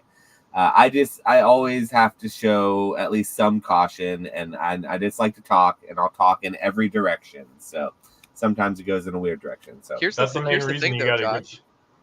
I'm sorry. Go ahead, Nick. I was just gonna say that's the main reason you got to get back on live stream. Like you should have seen Josh at the show. Josh is a talker. Josh is a social butterfly. Likes talking to people. You don't say. Yeah. So we got it. Yeah, we got to get him. We got to get him back on the level. Sorry, I didn't mean to interrupt you. What were you saying? Oh, he just said me? That's what he said. He was agreeing with you. No. What did you say? What did you say? I didn't mean to interrupt you. Oh, I kind of forget where I was going with that. I want to say probably one of the top streamers, if not the top streamers on Whatnot right now, all happen to be guys that are some of my. I mean, I'm not gonna sit here and act like they're my best friends in the world or anything, but like who I would consider good friends. The Vortex guys have been nothing but legit great guys to probably all of us here. You've probably at least you may not even know it, but you probably interacted with them. Whether it's Dan, JC, Brandon, like they're legit, Josh, legit good people, and they're on the top end of the streams every single show. Now, I don't know Nova and I don't know Ryan's Card House. I can't speak to them. I don't care to. But what I can tell you is that the guys who are always, they have 2 channels now because they have so many people that they can fill 2 channels, and they're always at the top every single time, and they're great people. I would speak and vouch for Dan at any time. I used to sell to him on purpose. Like, no, I'm going to wait to Dan. He's going to come buy me out. I'll take less of a percentage just because I like him as a person and I know he's a good dude. Like, that's all there is to it. I want, if my not getting 5% more is able to feed Dan's family, I'm happy knowing that. Like, it makes me happy knowing that I can help serve those guys better. They deserve it, they earn it, and they kick ass at what they do. That being said, it's a good place to stop the podcast, have some dinner here. If you have watched this long, we appreciate you guys for not disappearing. But go ahead and leave a like and a subscribe if you haven't already. We would appreciate it if you do. Next week, we'll be back on Retro's channel for the weekly, bi-weekly, however, whenever we come out with the next one is podcast. And another special thank you again to Ray for joining us. We appreciate you coming in. He's a busy guy, so the least you guys can do is if you're on Whatnot, if you see him streaming Shining Cards and Collectibles, go pop in, get a giveaway or something. Just see what he's gotten to buy it now. So it'll be good deals. So check him out. Get his link. I have a link to his YouTube down below. I didn't see a Whatnot link, so I just have it to the YouTube. But his name's same thing, Shining Cards and Collectibles, spelled exactly how it sounds. So check him out. Same logo as his YouTube and everywhere else. So check him out. I'll try to retroactively go back and find your Whatnot and maybe put it in the description for anyone who watches it. They can go and find it that way. But at the very least, go find Ray the next time you're on Whatnot and check him out, because we hope by the time you listen to this, it's not 20 years in the future and we're all gone, but you're seeing one of Ray's awesome streams with at the top of Whatnot. So I want to thank you guys for having me on. I really, really appreciate it, and I really do mean it. Absolutely top favorite podcast in all of Pokemon. Pokemon Wonder, Box Nostalgia right behind you guys. I love them. I love them as well. But the way you guys, Pokemon Wonder being behind us is crazy. He knows I love the hell out of him. I'm sorry, Wonder. I'm sorry. But let me just say that the way you guys are able to bounce off of each other is just always such an enjoyable experience. I love it. Nesto, you know I love your podcast too. Just relax, okay, Spicy Boy. But I just want to say, I commend you two as people as well, because I consider you both friends, but you're the type of friends I can't talk to you all the time. The 3 hours difference sometimes can be a bit much. And, you guys text every once in a while, but you're the type of guys that I can roll up to at any show, at any convention, and it's like there was no time missed. I could just talk to you. It's whatever. It's like no time lost. What's up? Let's go have a beer or something, whatever. So thank you for having me on. I really do appreciate it. Thank you for being who you are. Yeah, 100%, man. I found your Whatnot. I linked it in the chat. So everybody go give Ray a follow on his Whatnot. It is now in the chat. So yeah. And with that being said, thank you guys as well. You guys are the best for watching. Everyone in the chat, even if we haven't called you out specifically, if you are here and you come regularly and you watch these things, which there's a surprising amount of you that do, I thank you again. It humbles me every week when I look at the analytics. So thanks again, guys, and we'll see you guys on the next one.